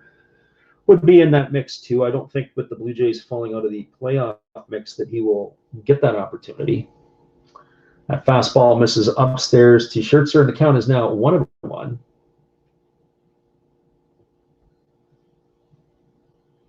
Scherzer this season is 0 for 46. He takes a breaking ball for a called strike, and the count is 1-2. He's got no homers and 1 RBI. So when we think of dead outs in the batting order, this would be one right here. Of course, time to break up the slump. There's a breaking ball swung on, and it's fouled away.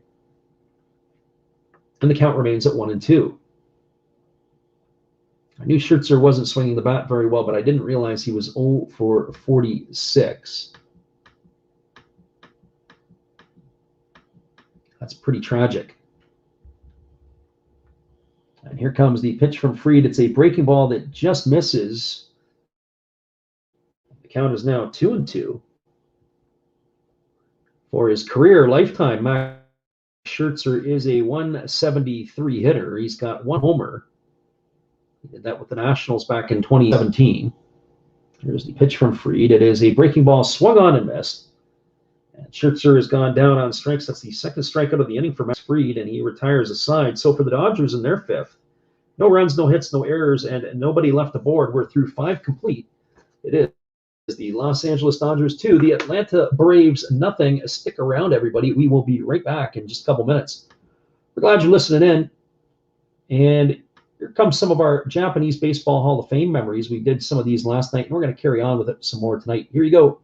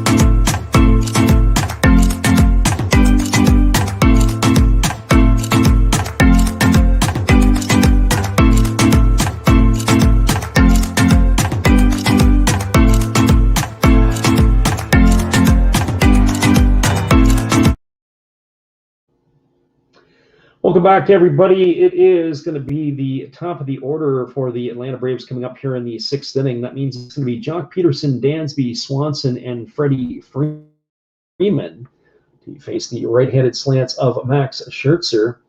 And certainly, Scherzer tonight has been absolutely dealing. He's got 8 strikeouts through his first innings of work. As we mentioned at the top of the stream, that Scherzer is 12 strikeouts away coming into tonight's game from 200 on the season. Now he is just 4 away from doing that, and he's got Peterson, who's coming to the plate, who has struck out twice already tonight. And so we're going to see where this is going to take us here with Scherzer versus Peterson. Each team has the ones that count for more, as they've got 2 low shot home runs. One from Max Muncy and the from Austin Barnes. We go from there. So, like father, like son is in the house. That would be Joe. MV Free is coming up third in the inning after Peterson and Swanson. And he has got one of the 3 hits tonight for the Atlanta Braves. The others belong to Eddie Rosario and Eric Adrianza. So Peterson gets himself ready to go. He is batting .235 now on the season with those 16 homers and 56 runs batted in. And Scherzer goes into the motion. He kicks and delivers. And it is a changeup swung on and missed. And the count is 0-1 quickly to Peterson.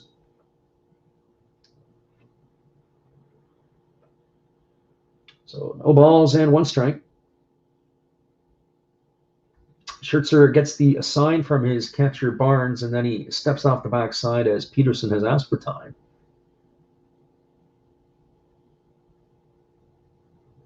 This game has a very good clip to it tonight. We are already in the top of the sixth. There's a fastball swung on. It is lifted into center field.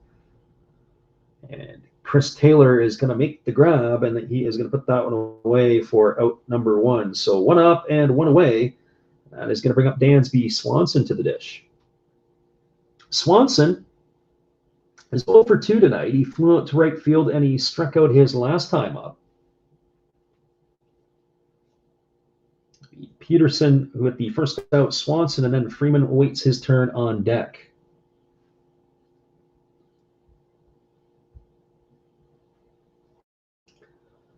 Swanson digs in at the plate, and here is the pitch from Scherzer. It is a slider swung on and missed. The count is quickly 0-1.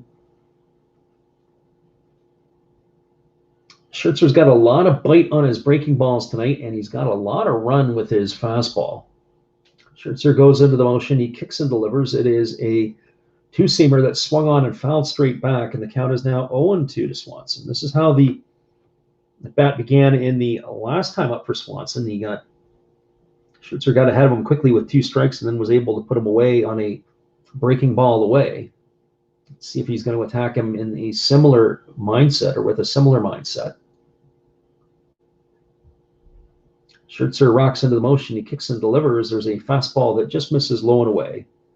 Count is 1-2. For those of you who are scoreboard watching, the San Francisco Giants have come back with 2 runs against the Milwaukee Brewers and have knotted the game up now at 2. So 1 ball and 2 strikes to Swanson. Our Korean baseball fan says, can Bauer come back with a question mark? And I think they put him on another extended administrative leave. I just get the feeling we're not going to see him for the rest of the year. Here comes the pitch from Scherzer. It's a breaking ball swung on and fouled away on the third base side, and the count is 1-2. What I thought was very interesting is the person who was the accuser of Bauer has also accused Mike Clevenger and Fernando Tatis Jr. of having relations with her. It's interesting that that's come out. I'm sure that that's not a good thing for the Padres. There's a fastball taken for a called third strike. There is strikeout number 9 for Scherzer as Dansby Swanson goes into the books for out number 2. The whole situation is what I would say very, I don't want to say difficult, but very unfortunate. Our Korean friend says Tatis, you too. Yeah, Clevenger and Tatis were, she had said, I guess, had relations with her at some point. Don't know the details. And that had come out in a discovery meeting a couple of weeks ago.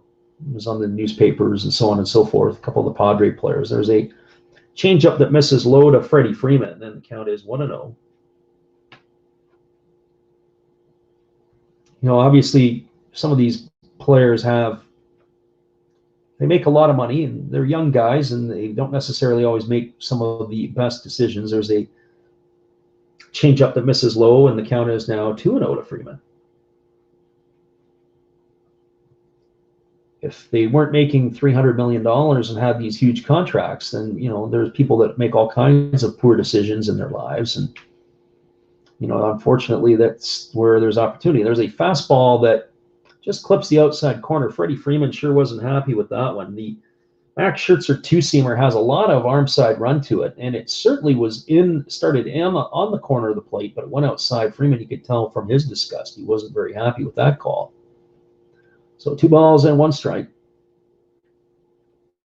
Here comes the 2-1 from Scherzer. It's a fastball, and it again runs off the outside corner, but this time Freeman swings at it and fouls it away. It was a better pitch than the last one. Count is 2-2. So 2 balls and 2 strikes.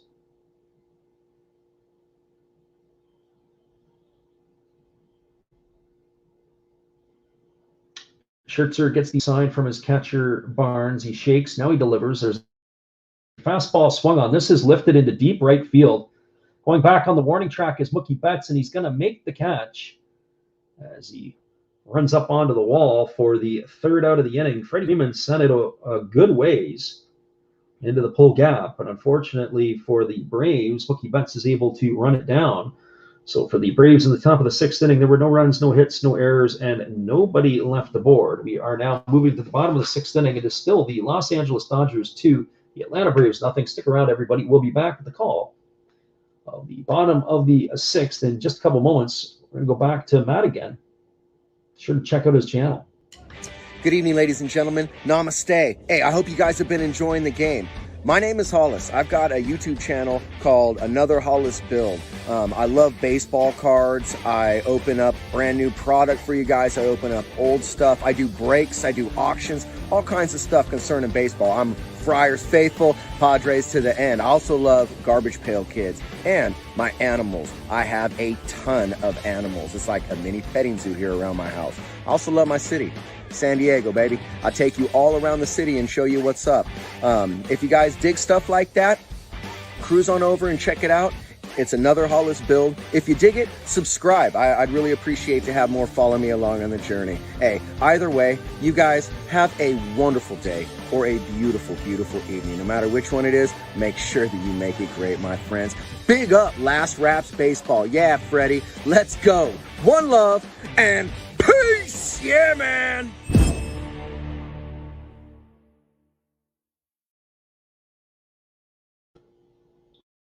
Welcome back, everybody. We are going to the bottom of the sixth inning, and it is going to be the top of the batting order coming up for the Los Angeles Dodgers. That means it's going to be Trey Turner, Max Muncy, and Mookie Betts to get things going for the Dodgers in their half of the sixth inning.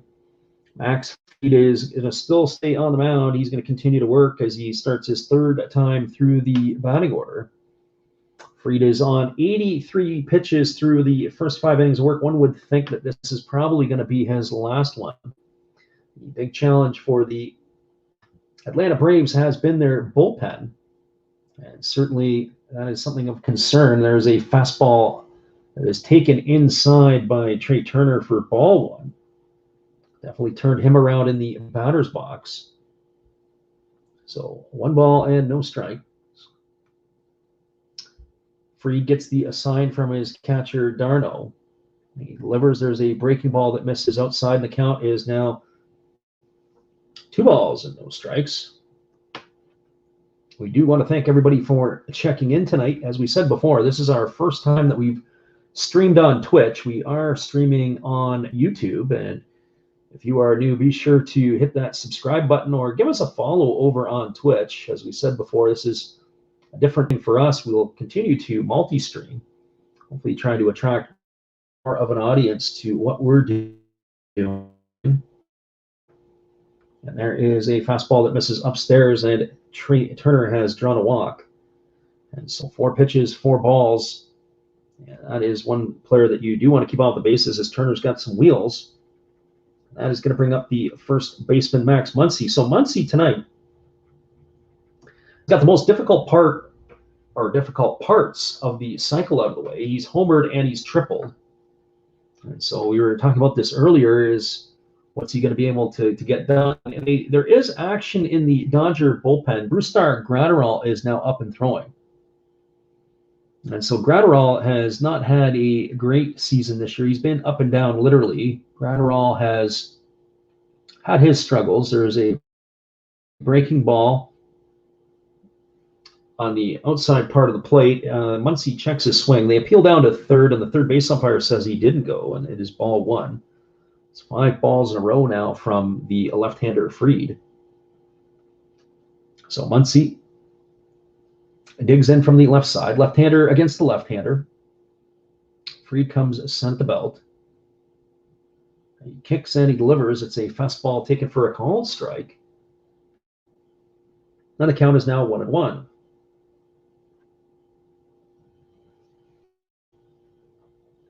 Certainly the hitting for the cycle is a very difficult thing in which to do. Hitting for the cycle is probably less common now than no hitters, and probably wouldn't have said that a few years ago. Although, you know, how many players have hit for the cycle in recent time? There's been a lot, and there's been a lot somewhat recently, but not quite like we've seen before. In the history of the game, there are 333 cycles been hit. And 2 of them belong to players in the lineup tonight from this year. Trey Turner did it on June 30th when he was with the Washington Nationals against the Tampa Bay Rays. And Freddie Freeman did it for the Braves against the Marlins just a couple of weeks ago, middle of August. So here comes the pitch to Muncy. It is a fastball swung on and missed. That is going to retire Muncy on strikes for strike 3 for out number 1. So no hit, there's no single or double in that at bat for Muncy, but he is the first out of the inning. The only other player to hit for the cycle this year has been Jake Cronenworth. He did it with the Padres against the Nationals on July the 16th. That has been it. That brings Mookie Betts to the plate. Betts tonight is 0 for 2. He struck out looking his last time up, and he struck out swinging his first time up. He's batting .272 on the season entering tonight's game. His average has slipped now to .270. There's a breaking ball that misses low, and the count is 1-0.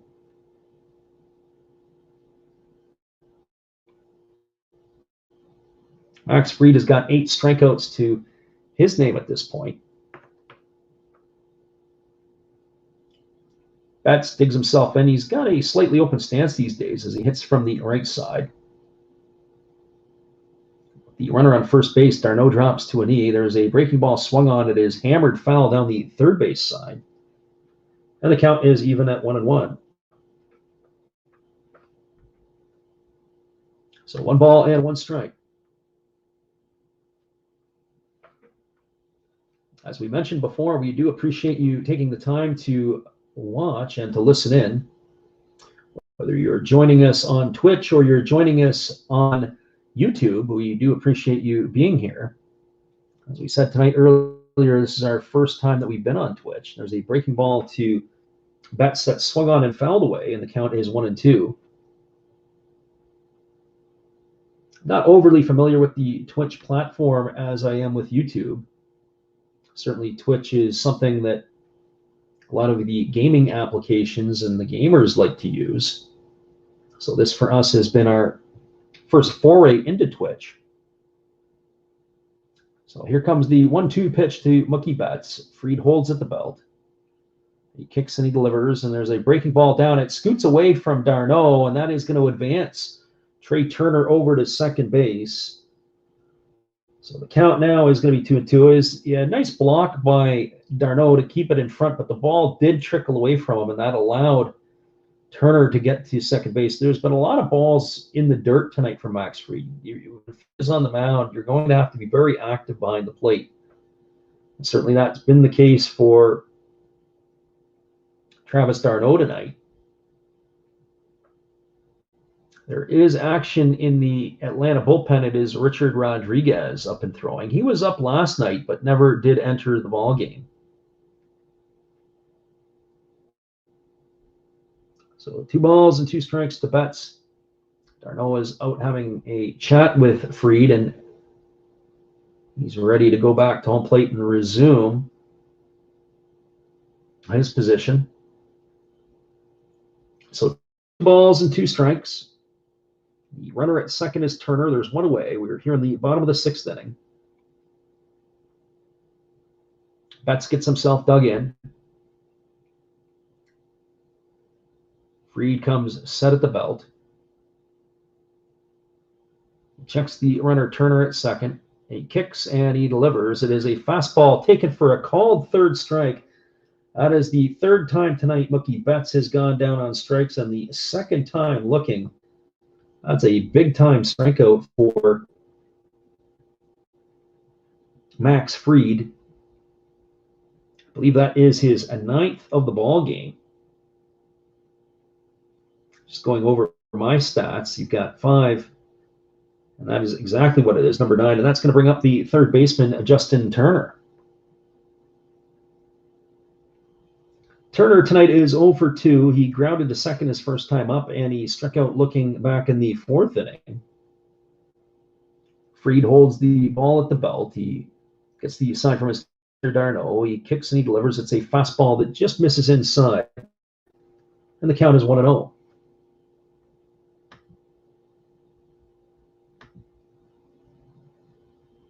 So 1 ball and no strikes.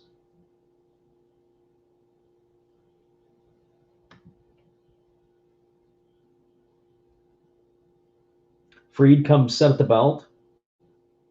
He checks the runner at second. He kicks and he delivers. It's a breaking ball swung on and missed. And the count is now even at 1-1 to Turner.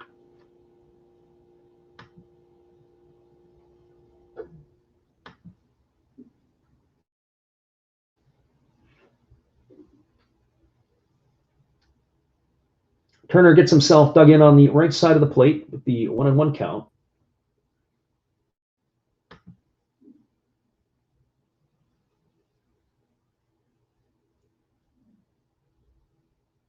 He's got a slightly open stance. Fried gets the sign from his catcher, d'Arnaud. He kicks and he delivers. It is a fastball swung on. It's grounded over to second base.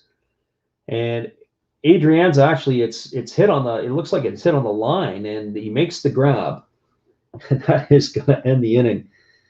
The camera work is a little bit dicey. We are going to have a pitching change. That looks like it's going to be the end of Max Scherzer tonight. We'll come back and let you know if it is Brusdar Graterol. But for the Dodgers in their half of the 6th inning, they had no runs, no hits, no errors. There was 1 runner left aboard. We are moving to the top of the 7th inning. And the score is the Los Angeles Dodgers 2, the Atlanta Braves nothing. Stick around, everybody. We'll be back in just a couple moments with the call at the top of this 7th inning. We're glad you are with us.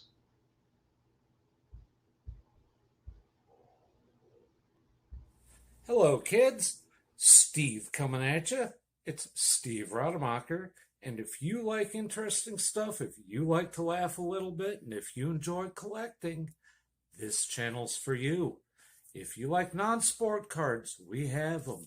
You like pseudo-sport cards, we open them.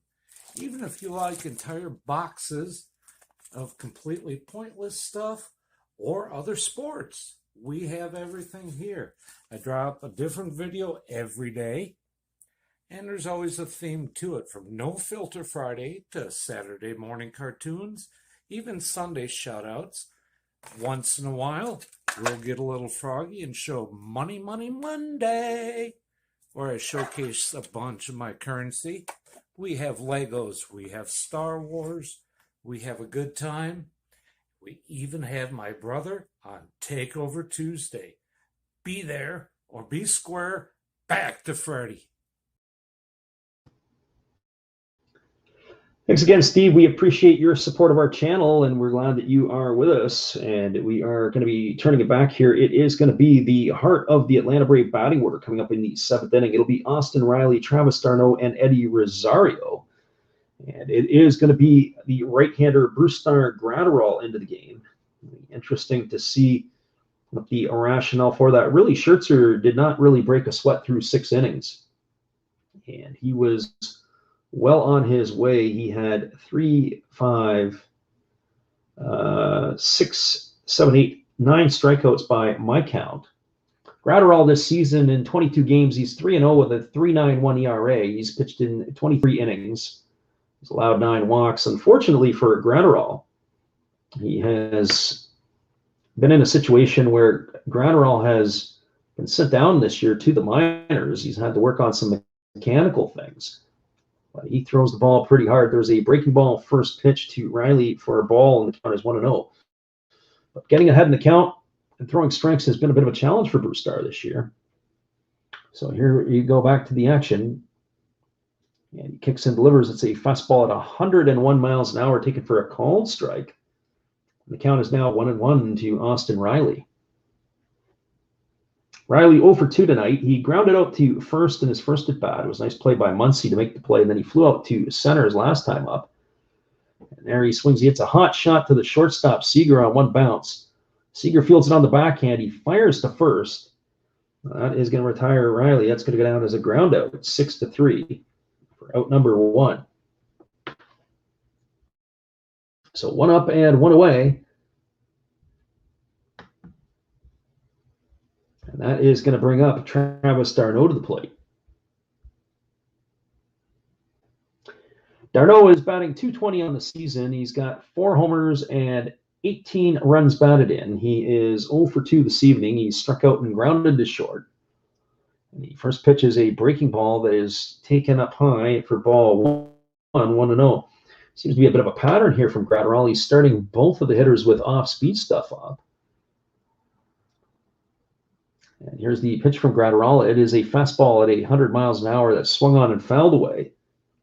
Count is 1-1. One of the things that I noticed about Gratterall last year in the World Series, or at least in playoffs, is that though he throws at 100 or 100 plus miles an hour, there's a lot of movement on his pitches. You don't sometimes see that always from guys who throw 100. But he's got a lot of late life on the pitch. There's a 100-mile-an-hour fastball fouled away over the first base dugout. And the count is now 1-2. Sometimes, especially with young pitchers, when they break into the league and they get into the major leagues, they got to take a little bit off of the pitch so that they can get some more movement on the pitch. There's a changeup swung on. It is driven into right field.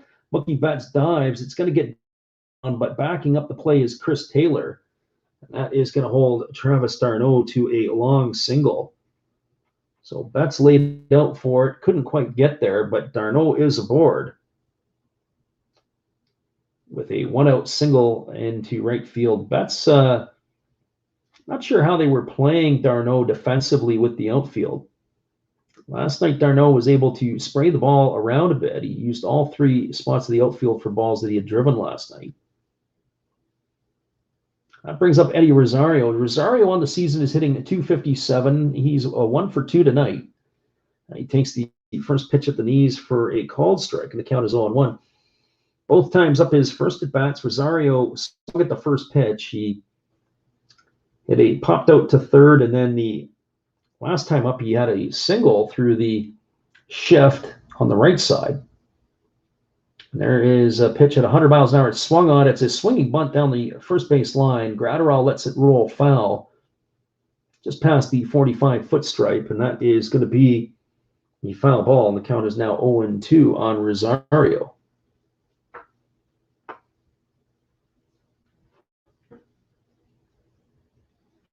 Rosario will be followed by Adam Duvall.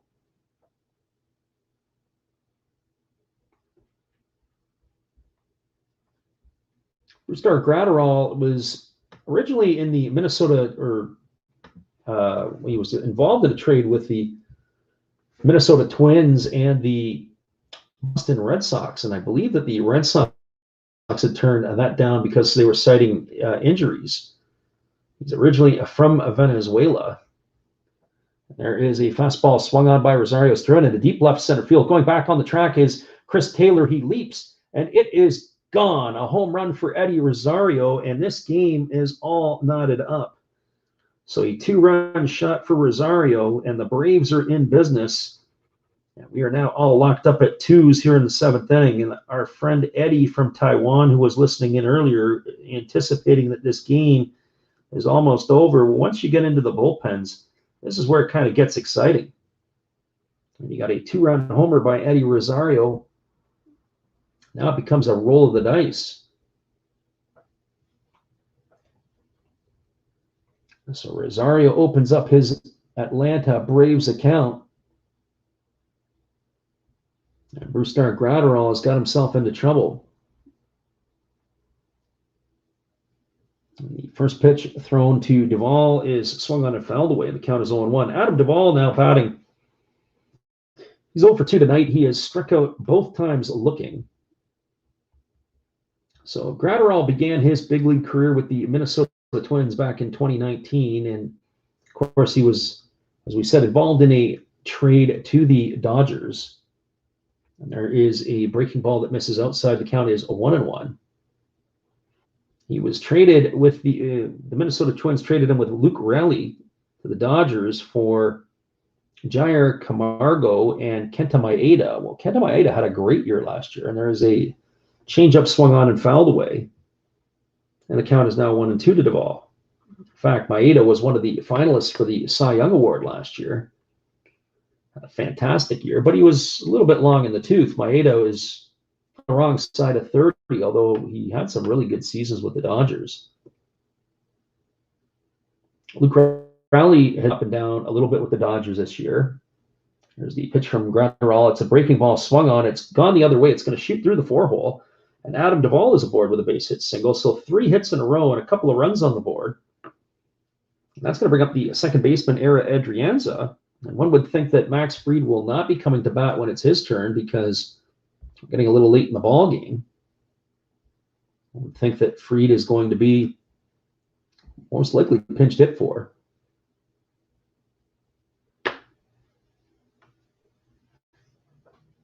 So Adrianza steps up to the plate. He's 1 for 2 tonight. He singled in the 5th inning. He grounded out to second back in the 3rd.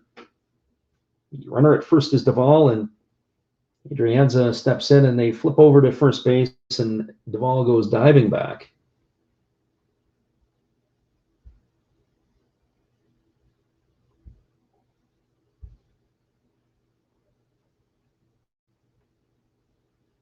Gratterall holds at the belt. He kicks and delivers. It is a breaking ball taken for a called strike. And the count is now 0-1 to Adrianza.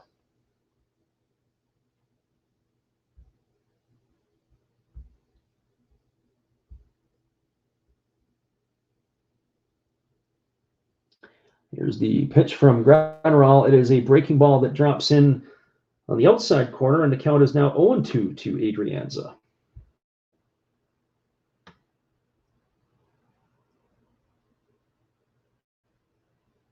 So no balls and 2 strikes.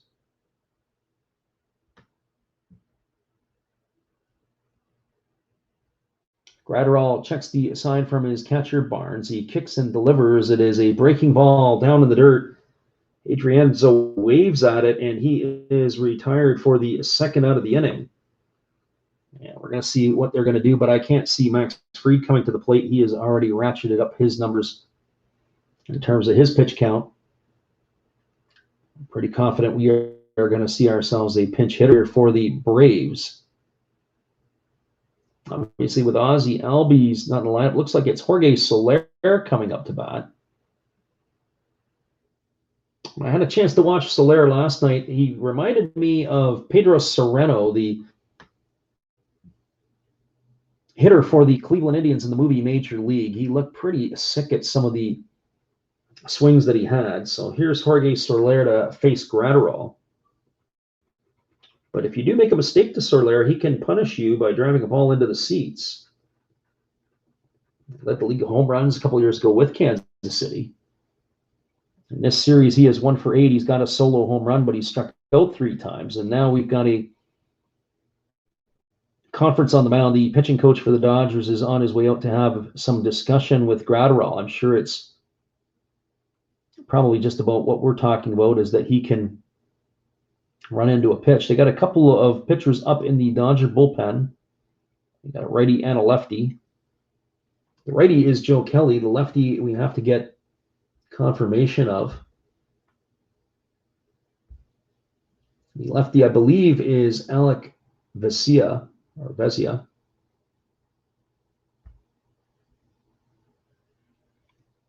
Yeah, our Taiwanese friend Eddie is back in the house. He says the Braves tied it up. I think the Dodgers will still win. Well, it's early. There's a breaking ball taken for a called strike by Soler. The count is 0-1. Have to be very dangerous with Soler, as we said before. He can run into the fastball. Don't want to let him have anything good to hit. And here is a fastball that's out of the zone.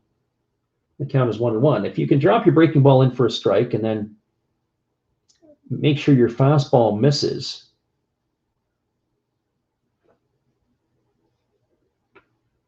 So here comes the 1-1 pitch. And it is a breaking ball swung on and fouled away over on the right field line. And the count is 1-2. So the 2-run homer by Eddie Rosario here in the 7th inning has tied the game all up at 2s. I'd be curious to know why Max Scherzer exited the game a little bit, in my opinion, a little bit early. He only threw 76 pitches through 6 innings.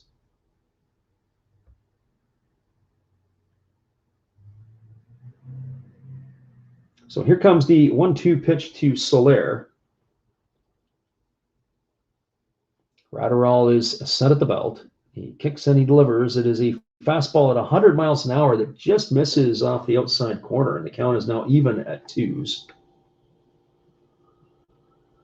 Eddie's come in and says, yes, both the Giants and the Dodger games are knotted at 2s. The Giants have clawed their way back into that one. And here comes the 2-2. It's a breaking ball that misses low and away. The count is now 3-2.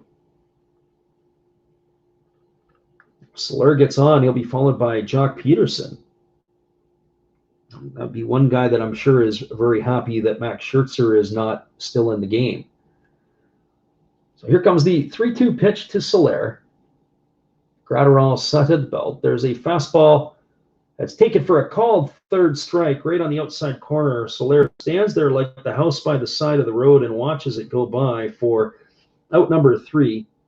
But the damage was done here in the top of the 7th. The Braves got 2 runs. There was 3 hits. There were no errors and 1 runner left aboard. We are through 6.5 innings at Chavez Ravine. It is the Los Angeles Dodgers 2, the Atlanta Braves 2. Stick around, everybody. We'll be back in just a couple moments with the call of bottom of the 7th inning. We're glad you are here with us. Here's our friend Steve again, always giving us some interesting thoughts and some different things. Hey guys, and thank you, Freddie. Steve coming back at you. That's right, Steve Rademacher. I would like to thank each and every one of you that is tuned into my channel. And today, let's do a little shout out for some other great channels you should be watching. There is WVlogs 18. There's Big D's Sports and Collectibles. You all know another Hollis build.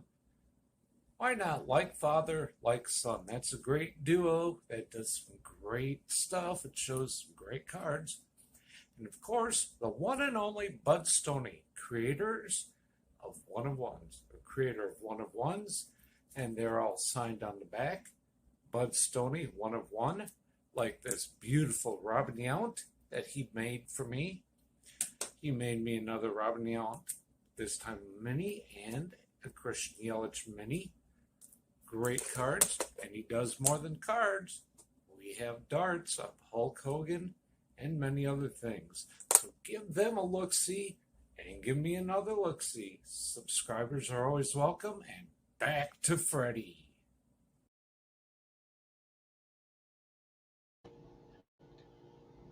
As always, Steve, we appreciate you. Thank you for your support of our channel, and in turn, we can do whatever we can to support yours. Check out Steve Rademacher, whether it's Money Monday, Takeover Tuesday, Sunday shoutouts. All of those things are pretty cool to watch, and he will keep you entertained. We are now moving to the bottom of the 7th inning, and we've got ourselves coming up for the Dodgers, Corey Seager, A.J. Pollock, and Chris Taylor. They are going to face the right-hander Richard Rodriguez. Rodriguez enters the game with a 4-2 record, a 2.41 ERA in 52 1/3 innings of work. The impressive part is he's only walked 8 guys during that time. So Richard Rodriguez making his first appearance. He is replacing Max Fried. And he is going to be facing the left-handed stick of Corey Seager.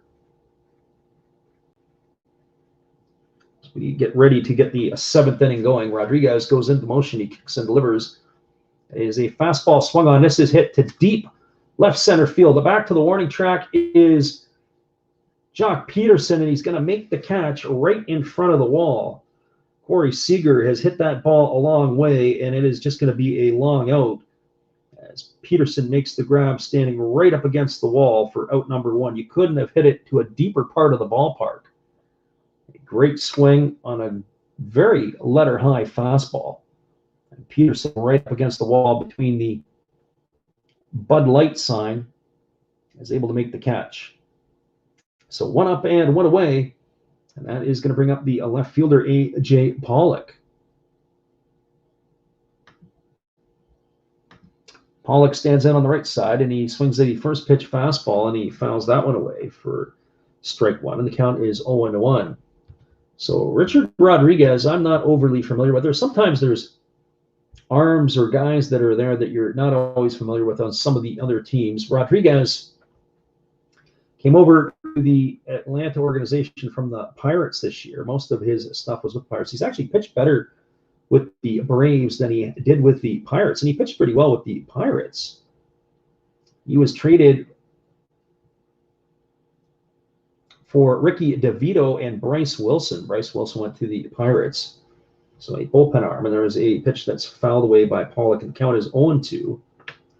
Richard Rodriguez was originally signed as an amateur free agent by the Houston Astros. He was purchased by the Orioles from the Astros, signed as a free agent with the Pirates, and now he is in a Atlanta Brave uniform. There's a breaking ball that misses a down and away, and the count is 1-2. He's 6'4", 220 pounds. He is from Santiago in the Dominican Republic. He's now 31 years old. He's on a one-year contract worth $1.7 million. Here's the pitch. It's a fastball that misses upstairs, and the count is now 2-2. So 2 balls and 2 strikes.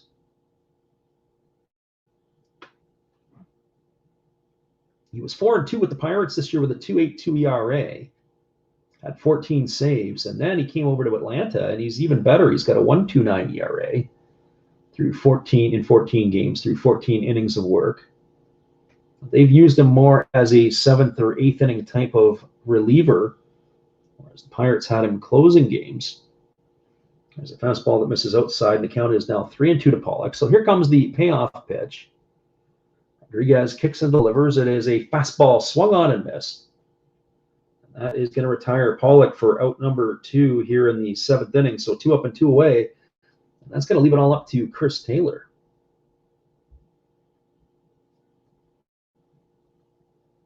So Taylor comes to bat 0 for 2 tonight. He's got the start in center field. He struck out his first time up, and he grounded to short his last time up. So this game now is going to be taking over. It is going to be the battle of the bullpens from pretty much here on out.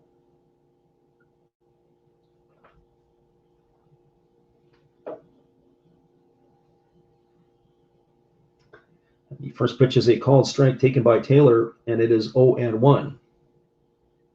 So no balls and 1 strike. It's a beautiful night for baseball at Chavez Ravine.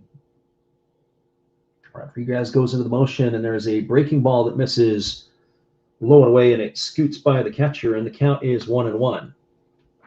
So 1 ball and 1 strike.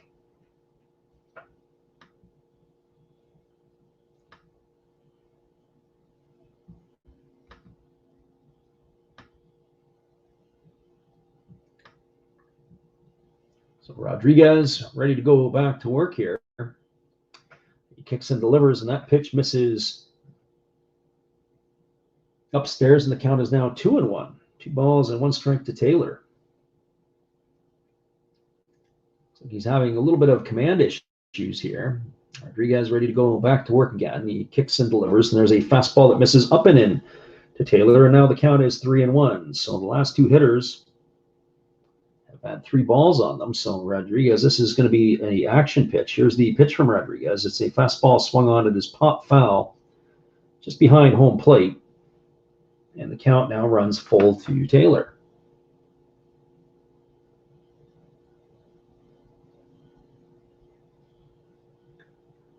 So 3 balls and 2 strikes.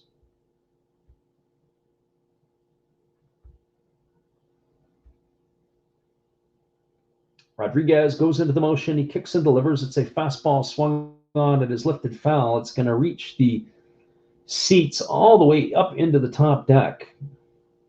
There is action going on in the Atlanta bullpen. It is Tyler Matzik getting himself up and ready to go. He was the pitcher, I believe, who took the loss last night in relief.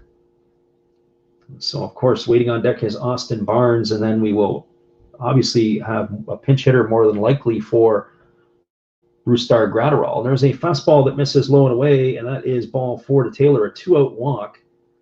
That is going to bring Austin Barnes to the plate. There's nothing worse than a 2-out walk. It drives managers absolutely batty.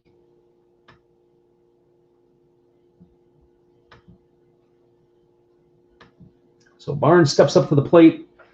He's 1 for 2 tonight. He homered in his first at bat, third inning. He struck out looking in the fifth. He's got his average up to 218 on the season. He's got 6 homers and 28 runs batted in.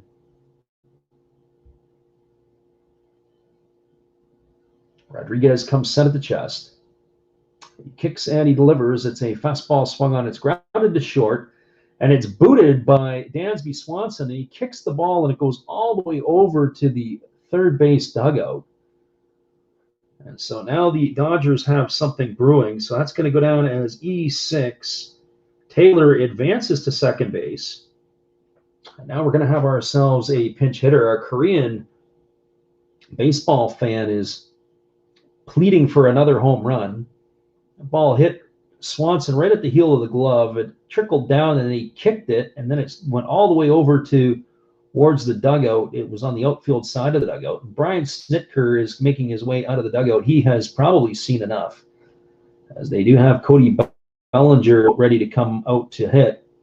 Rodriguez gives the ball manager, and he's going to walk off the mound, and by the looks of it, it is going to be the lefty Matzek who's going to be coming back in. And that will be the pitching change for the Braves. Well, stick around, everybody. We'll be back in just a moment. We are glad you are with us. Hold tight. We're going to give you a couple of little things before we come back with the pitching change. Stay tuned.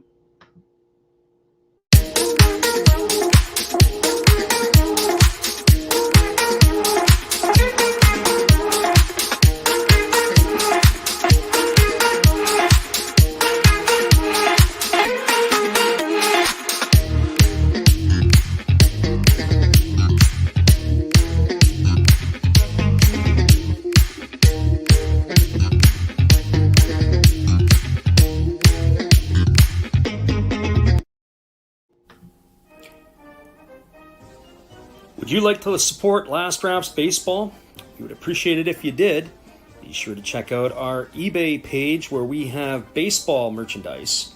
We also have stuff from the Japanese League for those who listen from Japan, but we also do other sports like football and basketball as well. Don't forget, visit Last Wraps Baseball's eBay store to help support the channel. We'll be glad you did.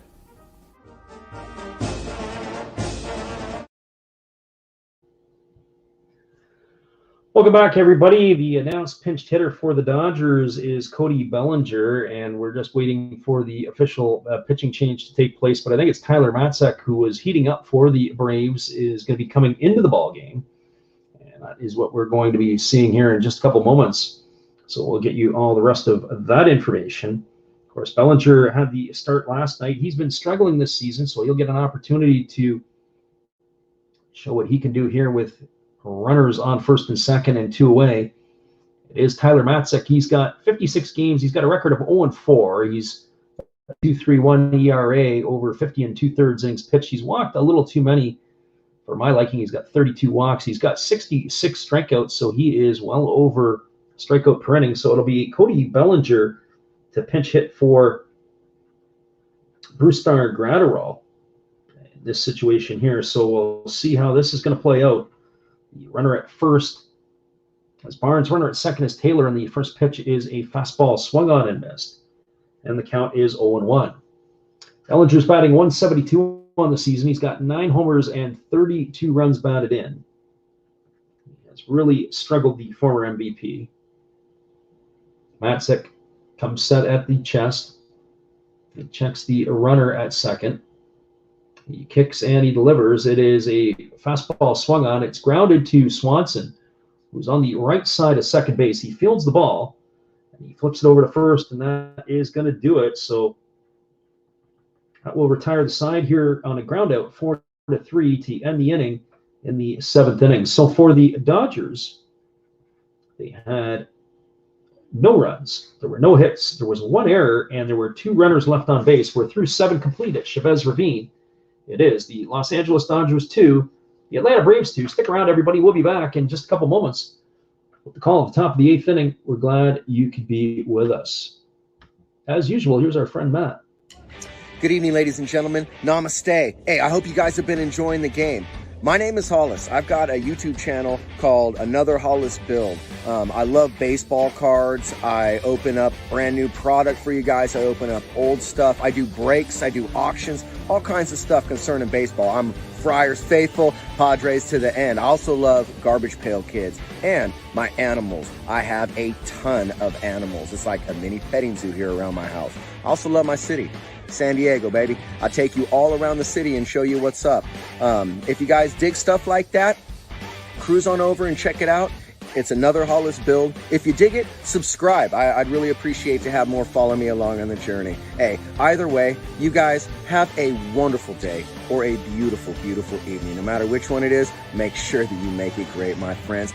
Big up Last Raps Baseball. Yeah, Freddie, let's go. One love and peace. Yeah, man.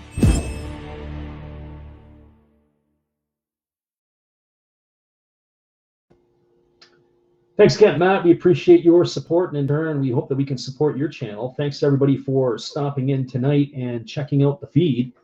We've got ourselves the top of the 8th inning coming up here. It is going to be the top of the order for the Atlanta Braves. It'll be Jock Peterson, Dansby Swanson, and Freddie Freeman.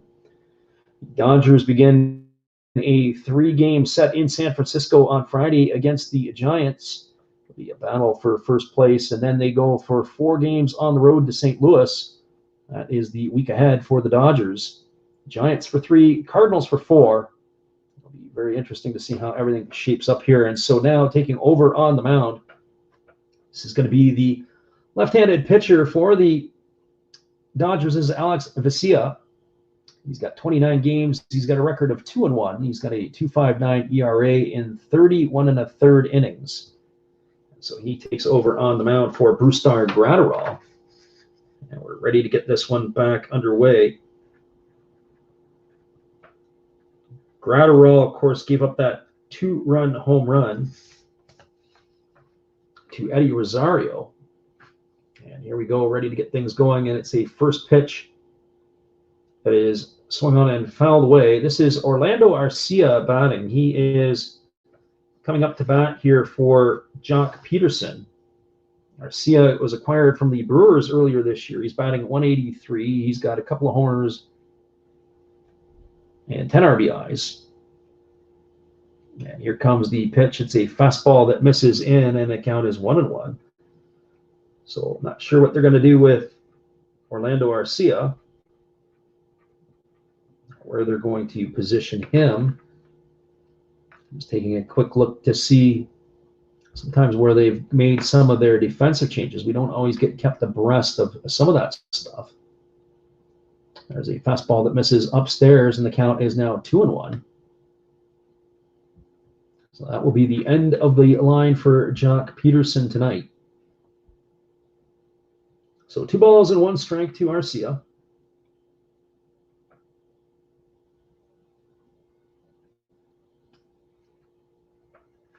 The lefty, Vesia, holds the ball at the chest. He kicks and delivers. It's a fastball, swung on and missed. The count is all even up at 2. So 2 balls and 2 strikes to the pinch hitter, Arcia. Arcia was the shortstop for the Brewers. Of course, he was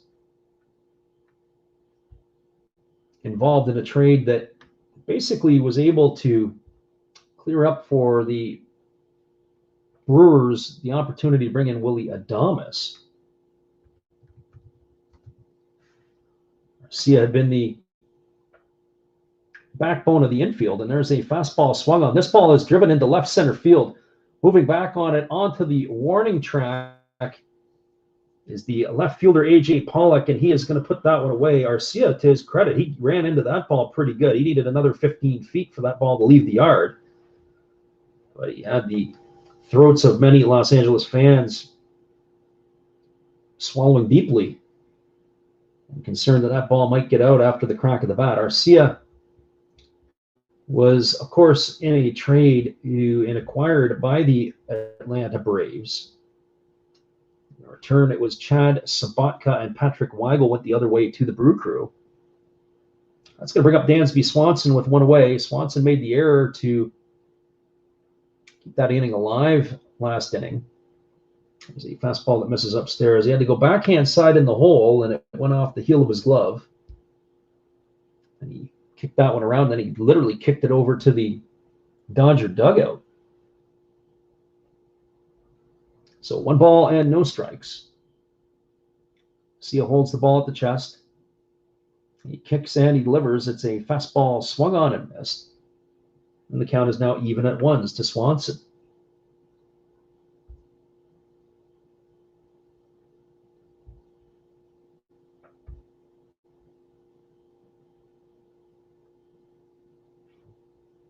As we mentioned tonight,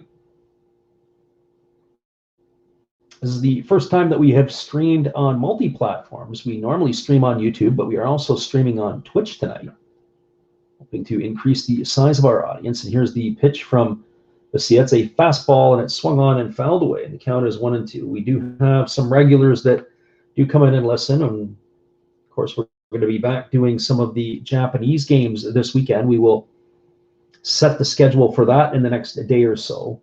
Call another game tomorrow, and probably the Dodger game on Friday evening. Dodgers and the Giants.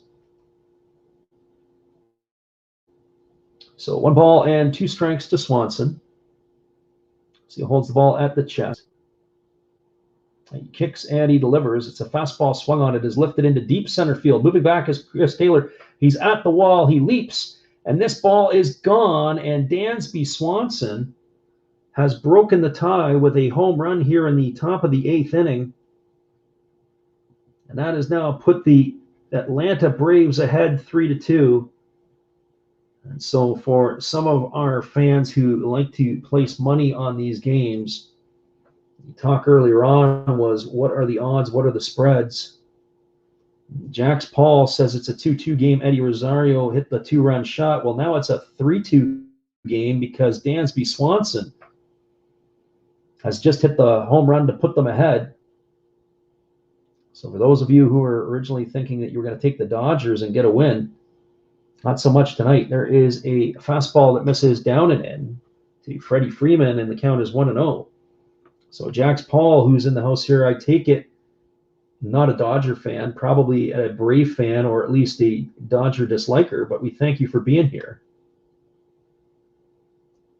So here comes the 1-0 pitch to Freeman. See, it kicks and delivers. It is a fastball that misses inside. The count is now 2-0. There's nothing worse than serving up a home run on a 1-2 pitch. It was definitely a mistake. He left that pitch over the plate too much, and Dansby Swanson made him pay.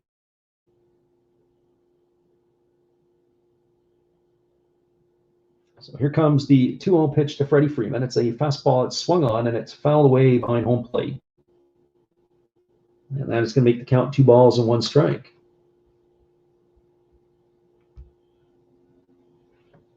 So 2 balls and 1 strike.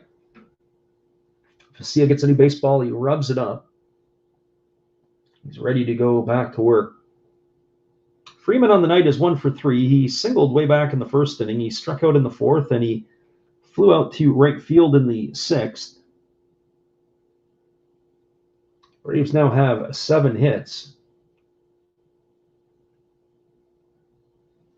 Here comes the 2-1 to Freeman. It's a fastball taken at the knees, and the count is now 2-2. Jax Paul says it sucks what happened to Ozzie Albies last night. Absolutely, you foul the ball off, and that was one of the more bizarre foul balls that I've seen. Foul ball right into the kneecap. As far as I know, they haven't put him on the disabled list at this point yet, or if at all. They just said that he was very fortunate. There's some swelling, and he's going to be day-to-day. There is a breaking ball swung on. It's hit into the shift. Trey Turner fields the ball in shallow right field. He picks it up. He throws to first base. And that is going to retire Freeman. That goes as a ground out, 4-3 for out number 2. And that is going to bring up the 3rd baseman, Austin Riley. Austin Riley tonight is 0 for 3. A little bit of tough luck. He grounded out to first his first time up. He flew out to center his second time. Then he grounded to short his last time up. Jax Paul is a big-time Braves fan, and we are going to have ourselves a pitching change. The Dodgers are going to the bullpen again. That is all we're going to see of Alex Vesia. It is going to be Phil Bickford making his way to the round. And so Bickford is coming in to replace Vesia. And we're going to take a little break here to do that. So, Jax Paul, while you're here, we really appreciate you being here. Make sure you hit that subscribe button if you haven't already. We do appreciate you coming on into the chat, and hopefully you'll stick around tonight with us for the rest of the call of the game. Hang tight, everybody. We'll be right back with you.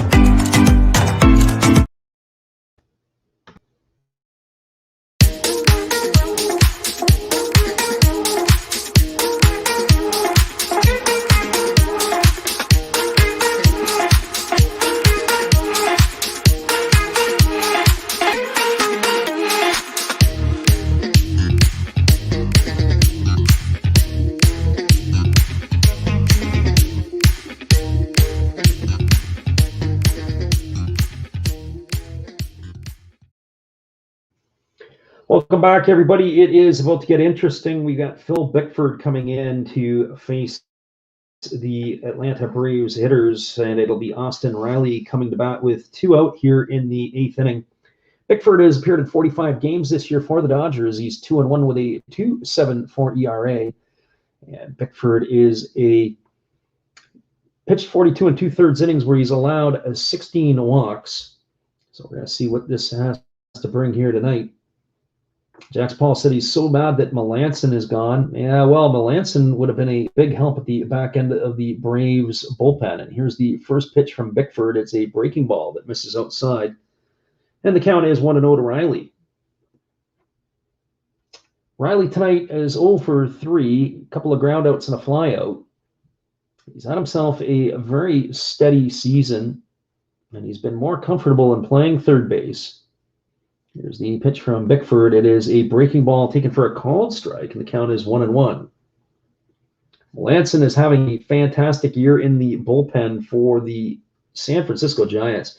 And, you know, the amazing thing, we talked a little bit about this earlier in the game about how well the Giants have been playing this year. It's absolutely crazy to think that they would be in first place for this long. And for those of you who are scoreboard watching, it is now 3-2 for the Brew Crew. They've taken the lead over the Giants. There's a fastball from Bickford taken for a called strike, and the count is 1-2. But Melanson has been very steady in his role for the Giants. And a big loss for the Atlanta bullpen. So 3-2 for the Braves here. It's a 1-2 count to Riley. There's a fastball at 95 miles an hour that misses low and away. And the count is now 2-2.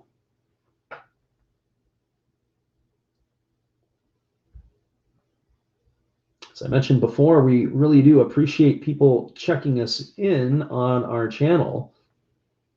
We have been calling games on and off. We took a little bit of a hiatus here in the middle of the summertime. Just too much, too often. And there is a breaking ball that misses outside, and the count is now 3-2.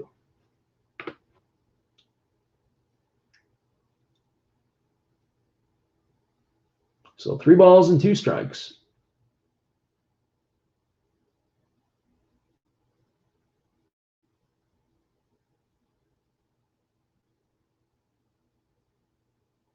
And here comes the 3-2 from Bickford. He kicks and he delivers. It's a fastball swung on. It's tapped up the middle. It's fielded by Turner. He throws to first, and that is going to retire Riley. That's going to go down as a ground out 4-3. Turner was actually on the shortstop side of second base and had to come to his left to make that play. That is going to do it for the Braves here on the top of the 8th inning. But the damage has been done. They got 1 run in the inning.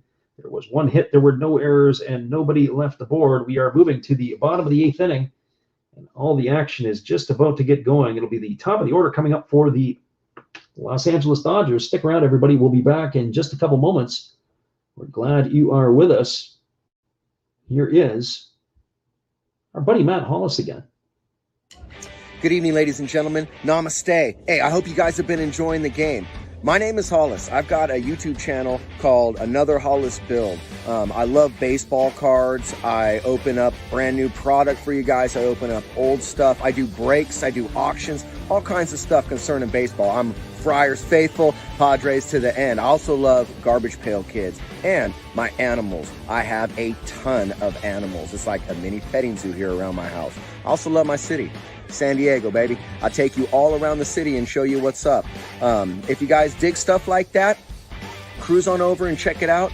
It's Another Hollis Build. If you dig it, subscribe. I'd really appreciate to have more follow me along on the journey. Hey, either way, you guys have a wonderful day or a beautiful, beautiful evening. No matter which one it is, make sure that you make it great, my friends. Big up Last Raps Baseball. Yeah, Freddie, let's go. One love and peace. Yeah, man.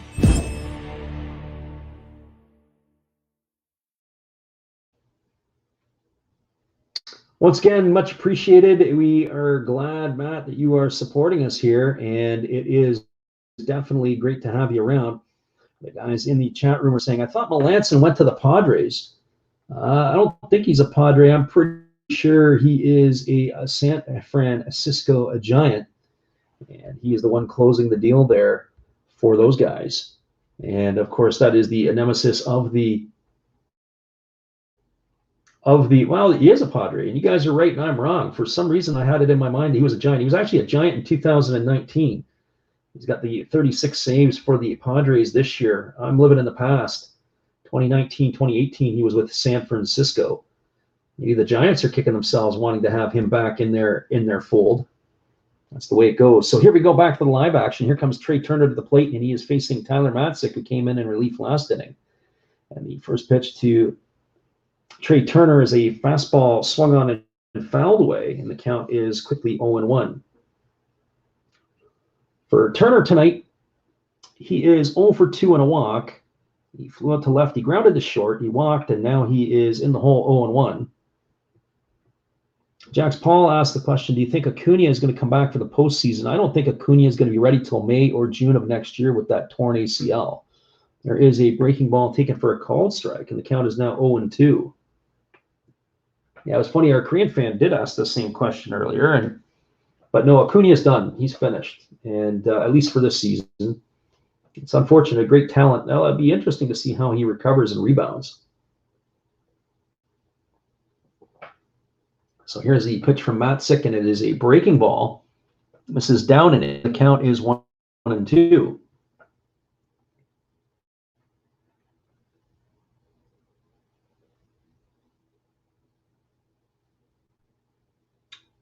Yeah, unfortunately, that type of injury, the torn ACL, used to be 12 months that you'd be out for, but certainly probably not as much. There's a fastball that swung on, hammered into left field. That ball is going to get down, and Trey Turner is going to dig into second base with a leadoff double. And as we were talking about earlier, don't go away anywhere yet. The bullpens here make this game very exciting for both teams.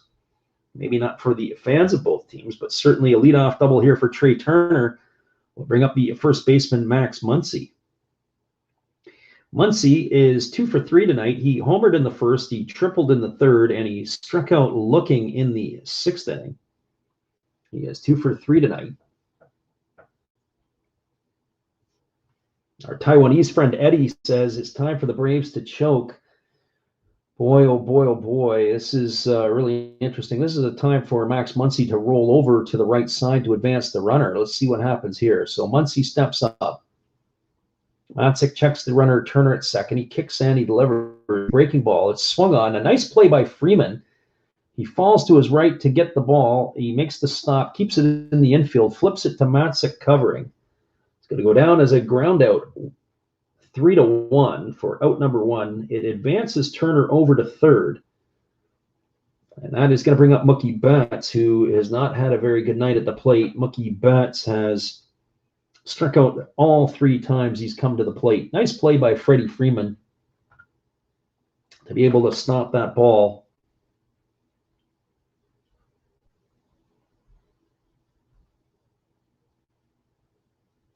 Jax Paul is pleading that the Braves don't choke. The unfortunate part is they do have a history of this. So the infield is in. Everybody is up on the grass. Mookie Betts is at the plate looking for his first hit of the night. And the first pitch is a breaking ball swung on and missed. Mookie is in some sort of funk. He is 0 for 3 tonight with the 3 strikeouts.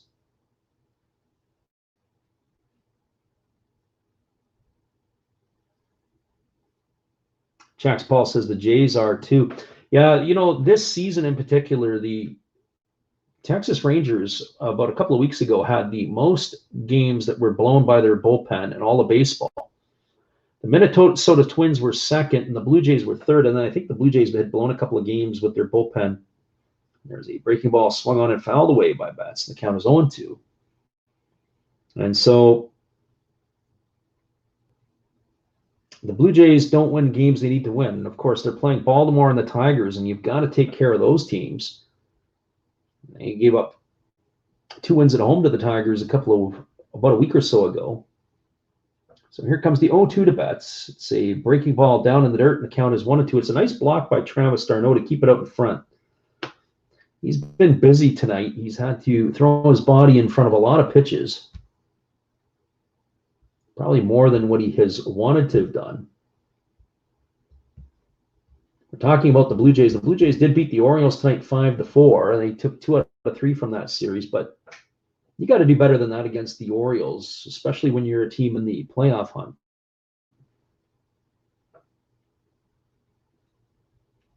I'm going to touch on something that Jax Paul says. He says they need a closer or two because they have Luke Jackson. It's interesting. The former Blue Jays general manager, Alex Anthopoulos, is the general manager in Atlanta. There's a foul ball by Mookie Betts, and the count is 1-2. So approximately 10 years ago, 11 years ago, the Blue Jays had a scout school, and we had the opportunity to attend their scout school. And so you get a chance to see what they're looking at.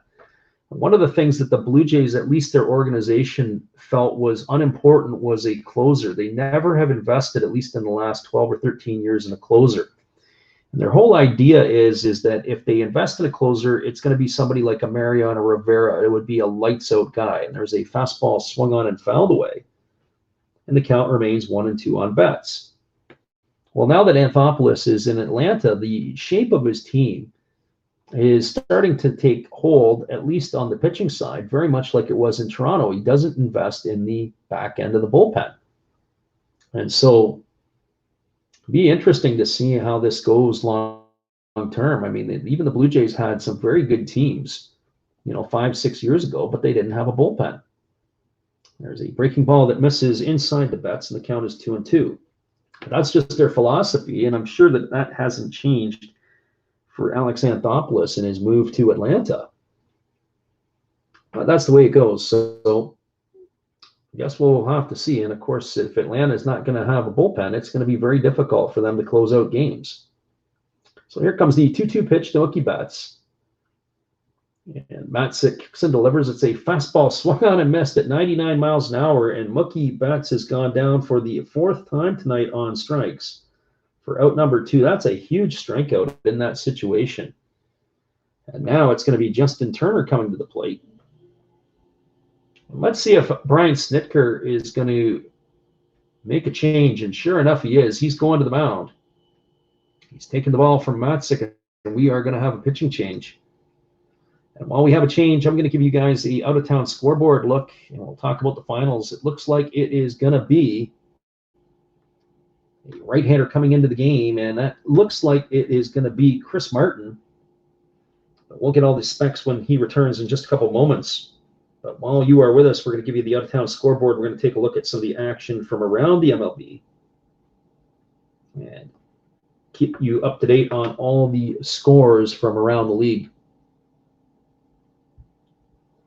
All the games are pretty much finals right now, with the exception of that game going on in San Francisco. The Giants are still trailing the Brewers 3-2. They're in the 8th inning.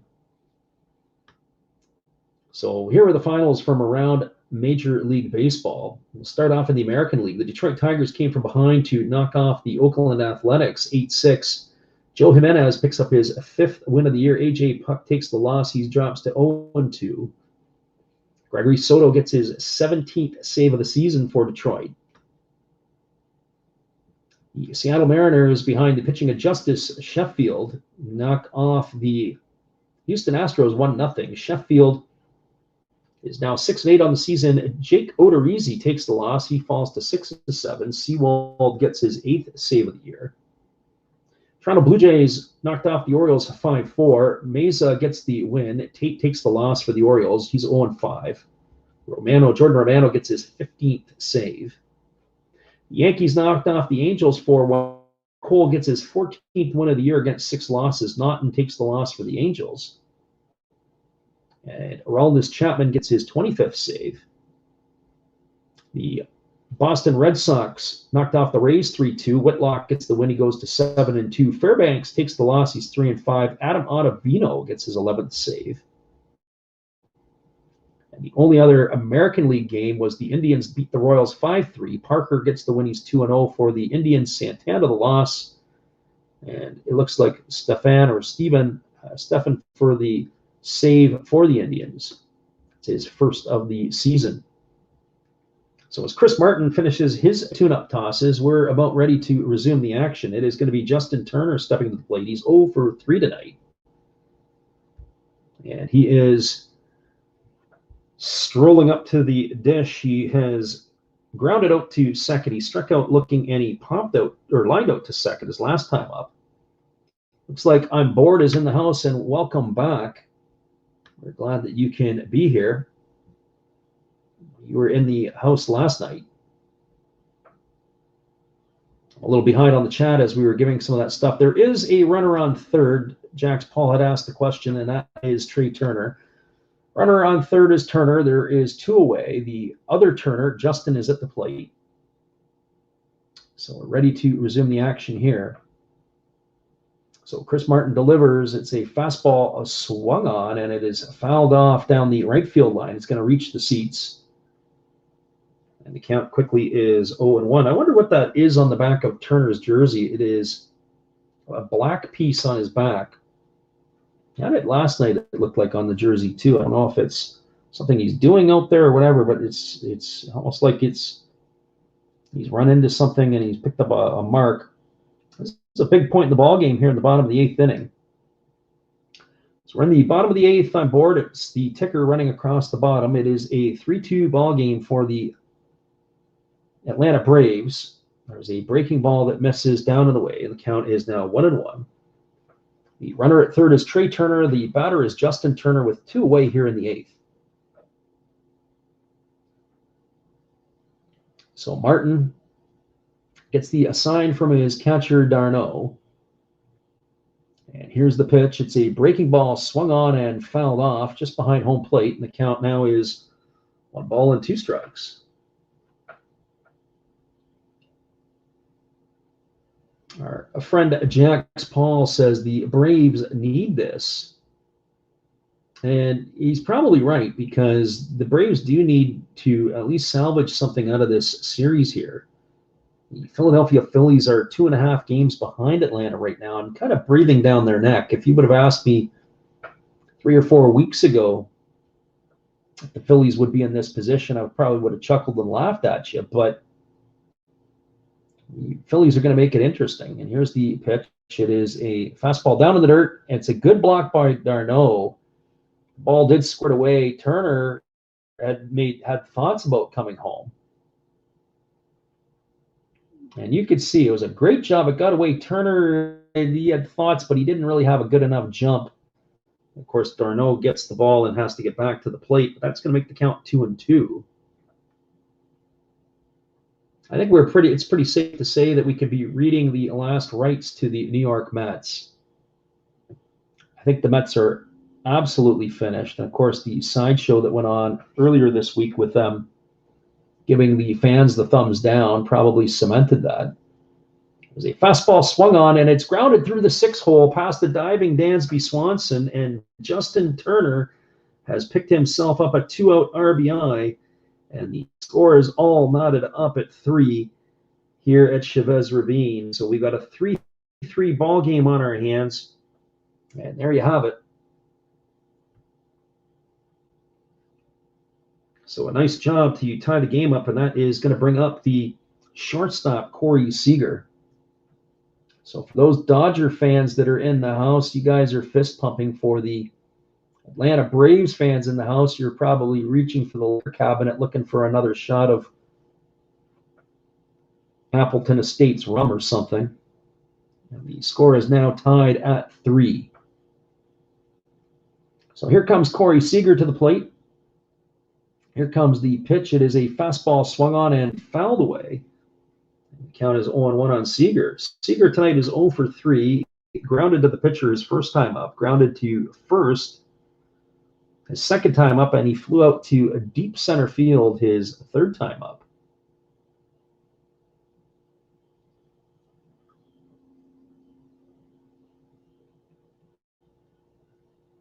So no balls and 1 strike to Seager. The runner at first is Justin Turner, and here comes the pitch from Martin. He kicks and delivers. It is a changeup swung on and missed, and that is going to make the count 0-2.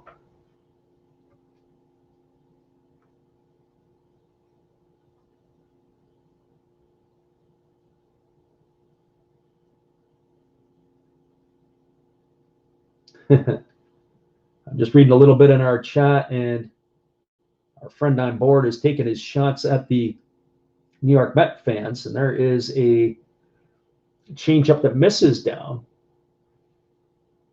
And the count is now 1-2 to Seager.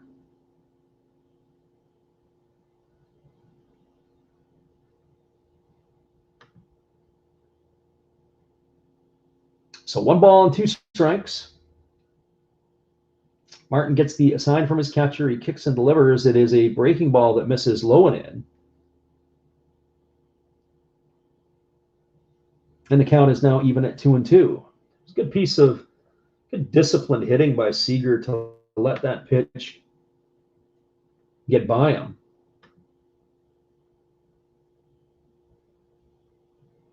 And here's the pitch. It is a changeup that misses down, and the count is 3-2.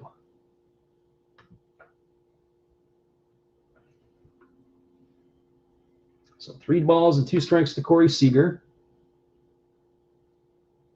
A.J. Pollock is waiting his turn on deck.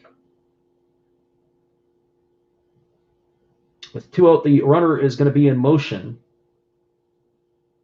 And the umpires put the ball back into play. Here we go. Martin kicks and delivers. It is a breaking ball down low, and Corey Seager has drawn himself a walk, and that has advanced Justin Turner into scoring position. And so there is trouble brewing here at Chavez Ravine, and that brings up A.J. Pollock to the plate. So Turner is the runner on second. Seager is the runner on first. And Pollock strolls to the plate. He is 0 for 3 tonight. He's got himself a couple of strikeouts.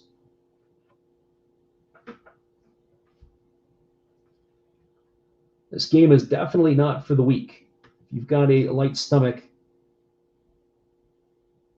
it is definitely not for you guys.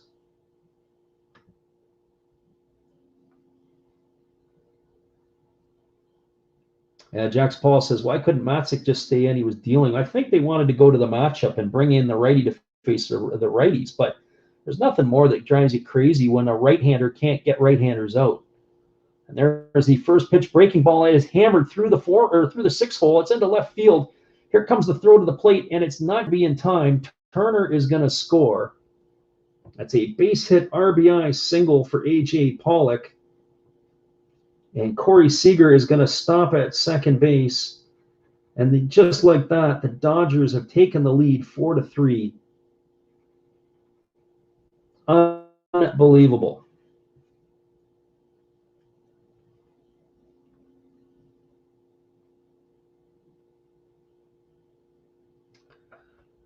Well, what more can you say? If you're a Dodger fan, you're fist pumping right now. If you are a Atlanta fan, you're probably throwing your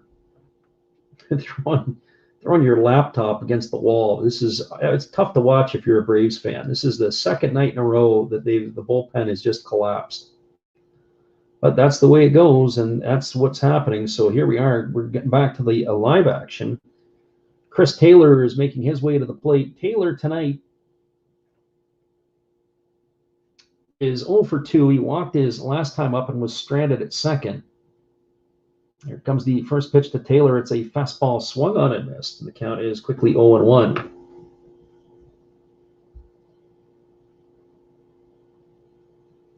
Jax Paul says the game's not over yet. Yeah, it's true. Kenley Jansen closed out the game last night. It'll be interesting to see if they can roll him back-to-back nights. I don't know if he closed out Monday.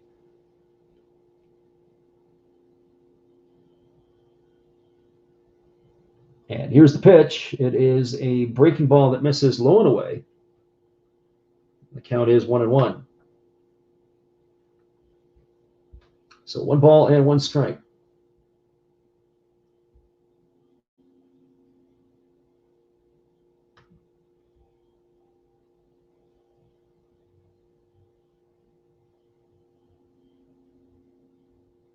They do have a right-hander up in the bullpen, and it is Joe Kelly.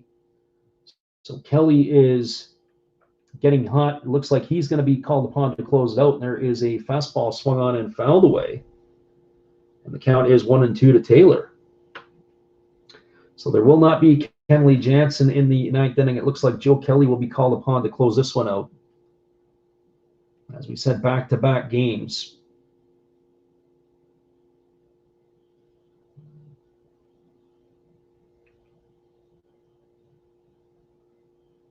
It'll be interesting here. Here comes the 1-2 pitch to Taylor. The runner at second is Seager. The runner at first is Pollock.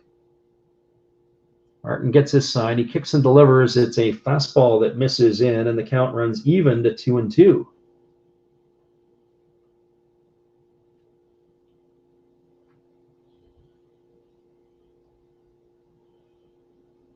My board is giving his counseling services to Jax Paul in our chat here. Certainly giving him some consolation of what possibly could happen.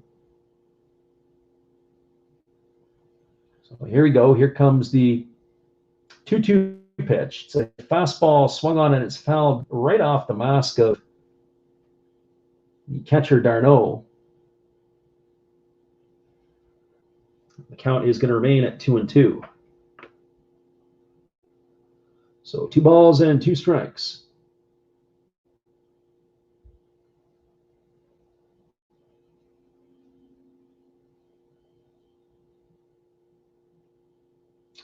Well, here comes the 2-2 pitch to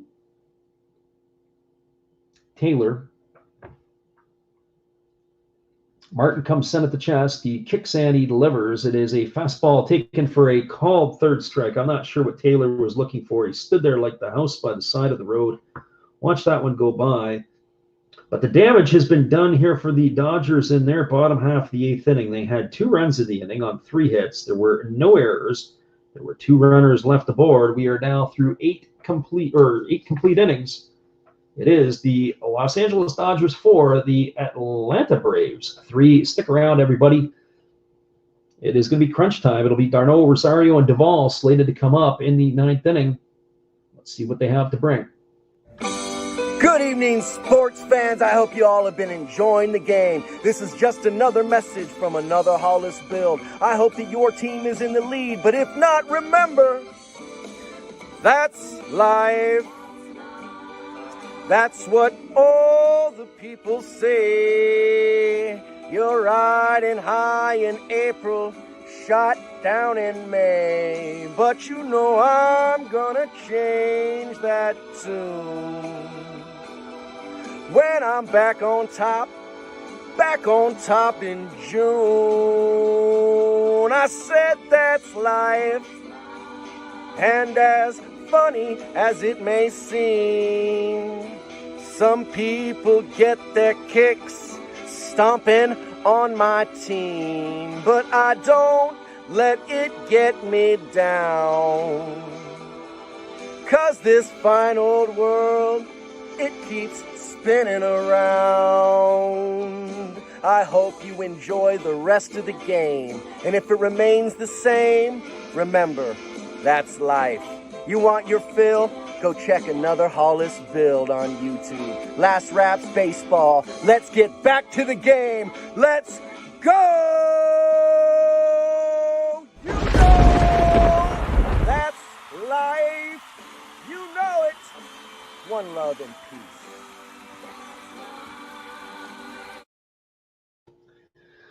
Thank you very much, Matt. That is appreciated. That is Matt Hollis, and he is another Hollis Bill. He supports our channel just as we do his, and we do have Joe Kelly coming in to close this game out for the Los Angeles Dodgers. Kelly is been fairly sparkling this year for the Dodgers. He's got a 2-0 record to his name, and he's got himself in 34 games, a ERA of 3.66. He's worked 32 innings. He's allowed 24 hits, 13 runs earned, 11 walks, and 37 strikeouts. He's going to have to face Travis d'Arnaud, Eddie Rosario, and Adam Duvall here in the 9th inning. See if he can close this one out. So here we go. We're ready to roll. Kelly working from the stretch, and the first pitch is a fastball taken for a called strike. Boy, if I'm Travis d'Arnaud, I'm not happy about that one. That pitch wasn't just that pitch missed by about 5 or 6 inches below the knee. I'm not sure what the umpire has been fairly decent on the low pitches tonight, but that was absolutely brutal. So no balls and 1 strike. You can't give major league pitchers that much help, especially in these type of situations. So here comes the 0-1 pitch from Kelly. It's a fastball swung on. It's tapped to the second baseman.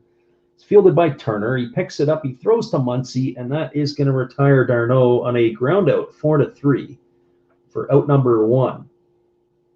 So 1 up and 1 away here in the 9th inning, and that's going to bring up the left fielder, Eddie Rosario. Rosario tonight has been very productive. He is 2 for 3. He hit the 2-run homer in the 7th inning to put the Braves ahead. He also singled in the 5th, and he flew out to left. He's brought his overall season average up to 259. He hits from the left side. He's a very aggressive hitter. He's got a bit of a close stance at the plate. You don't always see that very often out of hitters. And here comes the first pitch from Kelly. He kicks and he delivers. It's a fastball taken at 97 at the knees, and the count is 0-1. Ball that he hit out for a home run. It was a left center field blast by Rosario his last time up.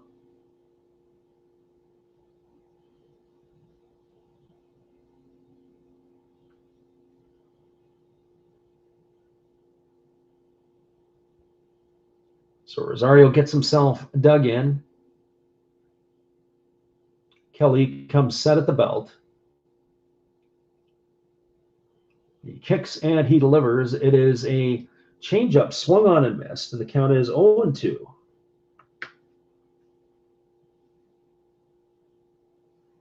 We do want to thank everybody again for tuning into our stream tonight. We will make an announcement tomorrow. We are going to carry another game tomorrow. We're not sure exactly what it is, but we will be back on the air. We will pick up the Dodgers and the Giants on the weekend here. For those of you scoreboard watching, it is 3-2 for the Brewers in the top of the 9th. Here's the pitch from Kelly. It is a changeup that misses down. The count is now 1-2 to Rosario. I am leaning tomorrow to do that Brewer-Giant game, but I'm also leaning towards the Tampa Bay Rays and the Red Sox tomorrow night. A little bit undecided what we are going to call. Probably leaning towards the night game, maybe even the Indians and the Royals. But I don't think I'll do that to myself. So here comes the 1-2 pitch to Eddie Rosario. Kelly kicks and he delivers. It's a breaking ball swung on and fouled away. And the count is 1-2. Speaking of Braves fans, like father, like son is Joe, and he is also a Braves fan. Joe, I'm sure that after this game tonight, if you are not a drinker, you're probably going to consider being a drinker. 2 nights in a row, the bullpen has absolutely imploded for the Atlanta Braves. So Joe Kelly is really chewing that gum hard. He's really got it going. He's got 1 ball and 2 strikes here on Rosario. There was 1 away here in the 9th. He kicks and he delivers. It is a changeup swung on and fouled straight back. It's going to keep the count at 1-2. Yeah, poor Joe saying that bat again, Freddie. Yeah, it is. I mean, you guys just blew a 3-2 lead in the 8th inning. There was a lot of stuff to share there on that plane. Yeah, but that's the way it goes. It's unfortunate, but that's baseball sometimes. Sometimes you got to lose a little bit to win a little bit, or learn how to win. Rosario asks for time and steps out. It's still 1 ball and 2 strikes. Gets himself back in the batter's box, and we're ready to do this all over again.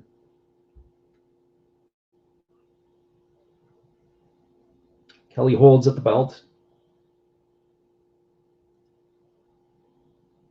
He kicks and he delivers. It is a fastball swung on. It's grounded to the first baseman, Muncy. He's going to take it himself. That is going to retire Rosario. That goes as a ground out to 3 for out number 2. And that is going to leave it up to Adam Duvall. Still not out of the woods yet for Joe Kelly. 1 swing away, and this ball could be put into the seats.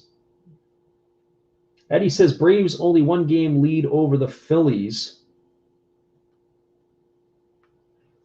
Joe asks who did it tonight. I would say probably Matzik and Martin were combined for that. So the Dodger faithful are on their feet. It is all up to Adam Duvall. Right-hander against the right-hander. Kelly holds at the belt. He kicks and he delivers. It is a fastball low, but the plate umpire says that Duvall had swung at it, so it is 0-1.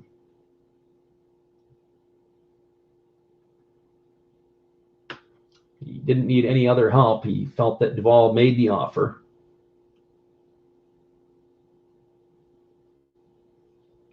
Yeah, Jax Paul says 2.5 back. If the Braves lose tonight, it'll be a 2 back. Phillies are breathing down their throats. The thing I'd be concerned about, we talked a little bit about it last night.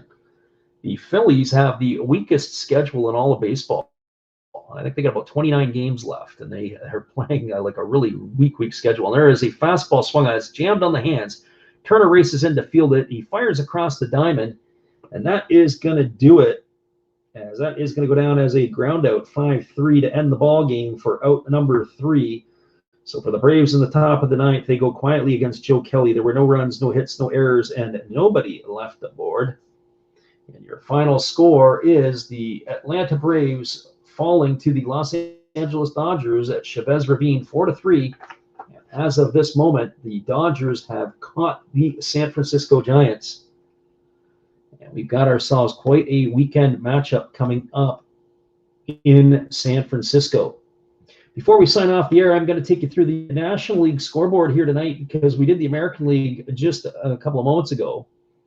And we'll wrap that up. Right now, it is actually 4-2 for the Brewers in the top of the 9th inning. They have the lead over the Giants. And it'll be an interesting finish. And we'll go through the stuff here, and then we may cut out and try to give you the bottom of the 9th inning of the Giants and the Brewers. So stick around, everybody. I'll clue into that and can take over and get you the feed for that. We've got final scores from the National League. The Cardinals knocked off the Reds 5-4. It was a makeup of a doubleheader. And in the second game, the Reds knocked off the Cardinals 12-2. It was interesting in the second game. Nick Castellanos hit a grand slam, and which was his second homer of the game, and then the Cardinals have accused him of cheating. They had the bat confiscated, so I don't know what all the reports are on that. We just know that Castellanos' bat is going to be investigated by Major League Baseball. Maybe they've got rubber balls in it like Sammy Sosa once did. We have the Arizona Diamondbacks knocking off the Padres 8-3. Yu Darvish takes the loss. He falls to 7-9. Luke Weaver gets the win. He's 3-3. We also have other finals in the National League, it is the Braves obviously losing to the Dodgers tonight. Interleague play is the docket for everybody else.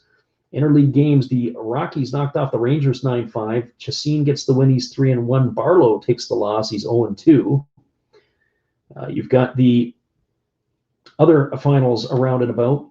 You've got the Cubs knocking off the Twins 3-0. Steele gets the win. Ryan the loss. Albert Alzolay gets a save, his first of the year. The White Sox knocked off the Pittsburgh Pirates 6-3. It was Rodon getting the win. He's 11-5. Kranick takes the loss. He's 1-3. Hendricks gets his 31st save.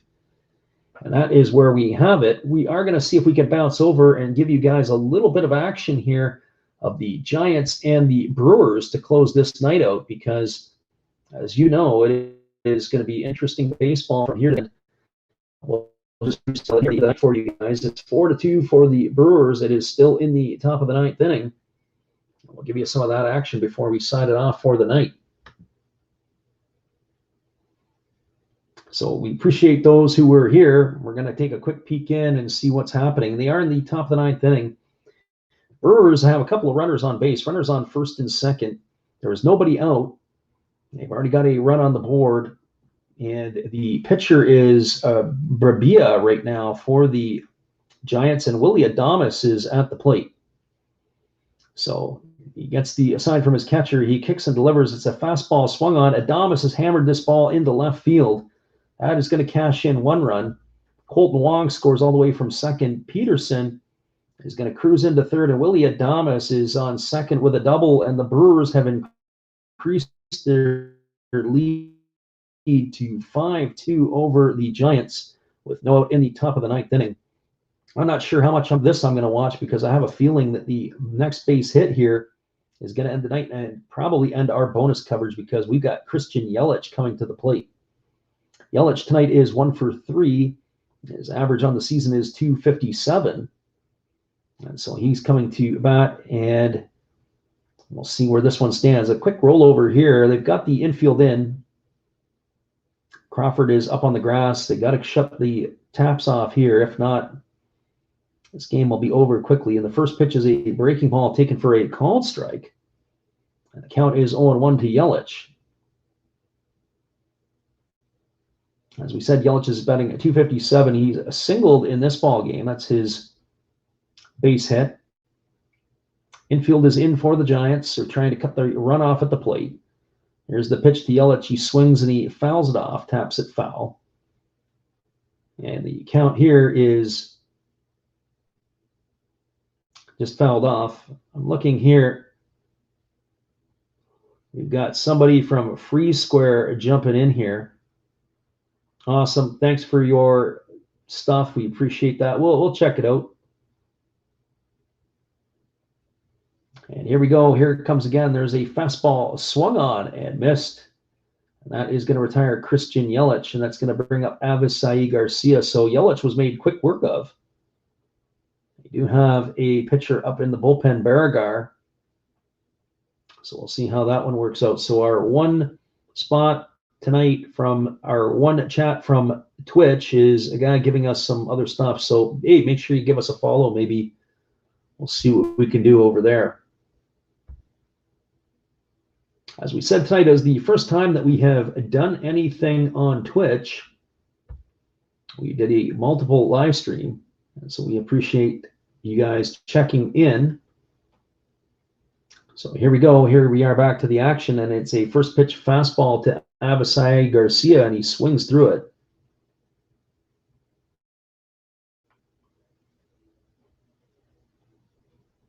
And the count is quickly 0-1 to Garcia. So runners are at second and third. Adames is at second. Peterson is the runner at third. It is 0-1 to Garcia. And here's the pitch. It is a breaking ball swung on and fouled down the right field line. If it's caught, it's going to be trouble. And it is dropped by Brandon Belt. Probably not the worst decision. I don't know if he could have caught it. If he would have caught it, he would have been tagging. The runners would have been tagging at third. If the runners are tagging at third, they probably score and it becomes a 6-2 game. So you kind of take your chances. Belt had a chance to get it. It was just out of his outstretched arms. It was a very difficult place to have to catch that one. So here we are back to the live action. The infield is in. Everybody's right up onto the grass. Garcia at the plate. And here comes the pitch. It's a fastball swung on and missed, and Avisaí Garcia goes down on strikes. So Yelich and Garcia back to back. And that is going to bring up the catcher, Omar Narvaez. Narvaez tonight is 1 for 4. He's batting .286 on the season. He's had a solid season, but they don't want anything to do with Narvaez. They're going to intentionally walk him, and they are going to bring up the right-handed stick, Luis Urias. Urias has had himself a very good season for the Milwaukee Brewers. I would have never thought he'd be doing the damage he's done. He's got 18 homers and 59 RBIs on the year. He's 1 for 3 tonight with a single and a walk. He came over a few years ago in a trade with the San Diego Padres that sent Trent Grisham the other way.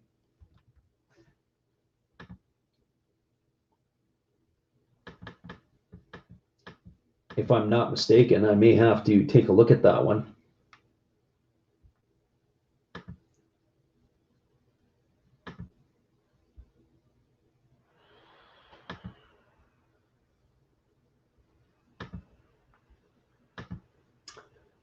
So we got 1 ball and no strikes here to Urias, and Urias has got the bases loaded, and it is full of runners. Narvaez is the runner at first, Adames at second, Peterson is at third. And here we go. Let's see what's going to happen here. It is a breaking ball that is taken for a called strike. And the count is 1-1 now to Urias. There's nowhere to put him. Rowdy Tellez is on deck.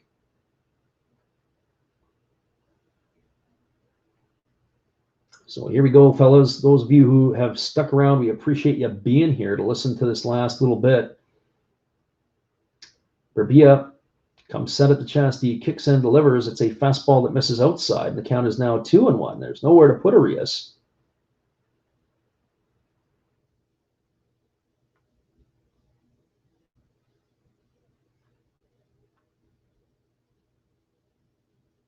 The Brewers are holding a 5-2 lead here in the top of the 9th inning. Again, coverage as the game with the Dodgers had finished. There is a breaking ball down in the dirt, and it's now 3-1 to Urias. And so now, with nowhere to put him, he's got to give him something fat to hit. The Brew Crew have a 5-2 lead. The Brewers are not an easy ball club to face. They themselves are in a top position in the Central Division. They're a little bit more comfortable than the other teams that are in the top spot. And there is a pitch. It's a fastball swung on. It's lifted into shallow right field. Everybody is running. It's going to be caught by the second baseman of the Giants. That is going to end the top of the 9th inning, and that is going to be it for us. It'll be the pitcher's spot, Ruff and Bryant, coming up for the Giants. But we are not going to stick around to call that bottom of the inning. We want to thank everybody again for tuning in to listen to our call. Again, the final score tonight is the Los Angeles Dodgers 4, the Atlanta Braves 3. Thanks again for checking out another Last Rouse Baseball video production. We hope you all have a great night. Come on back and see us again. We'll be back on again tomorrow. Check our schedule, and then we'll be on for the weekend as well. And we'll be doing the Japanese games on late Friday and Saturday nights. Have a great night, everybody. Thanks again. We'll see you again soon.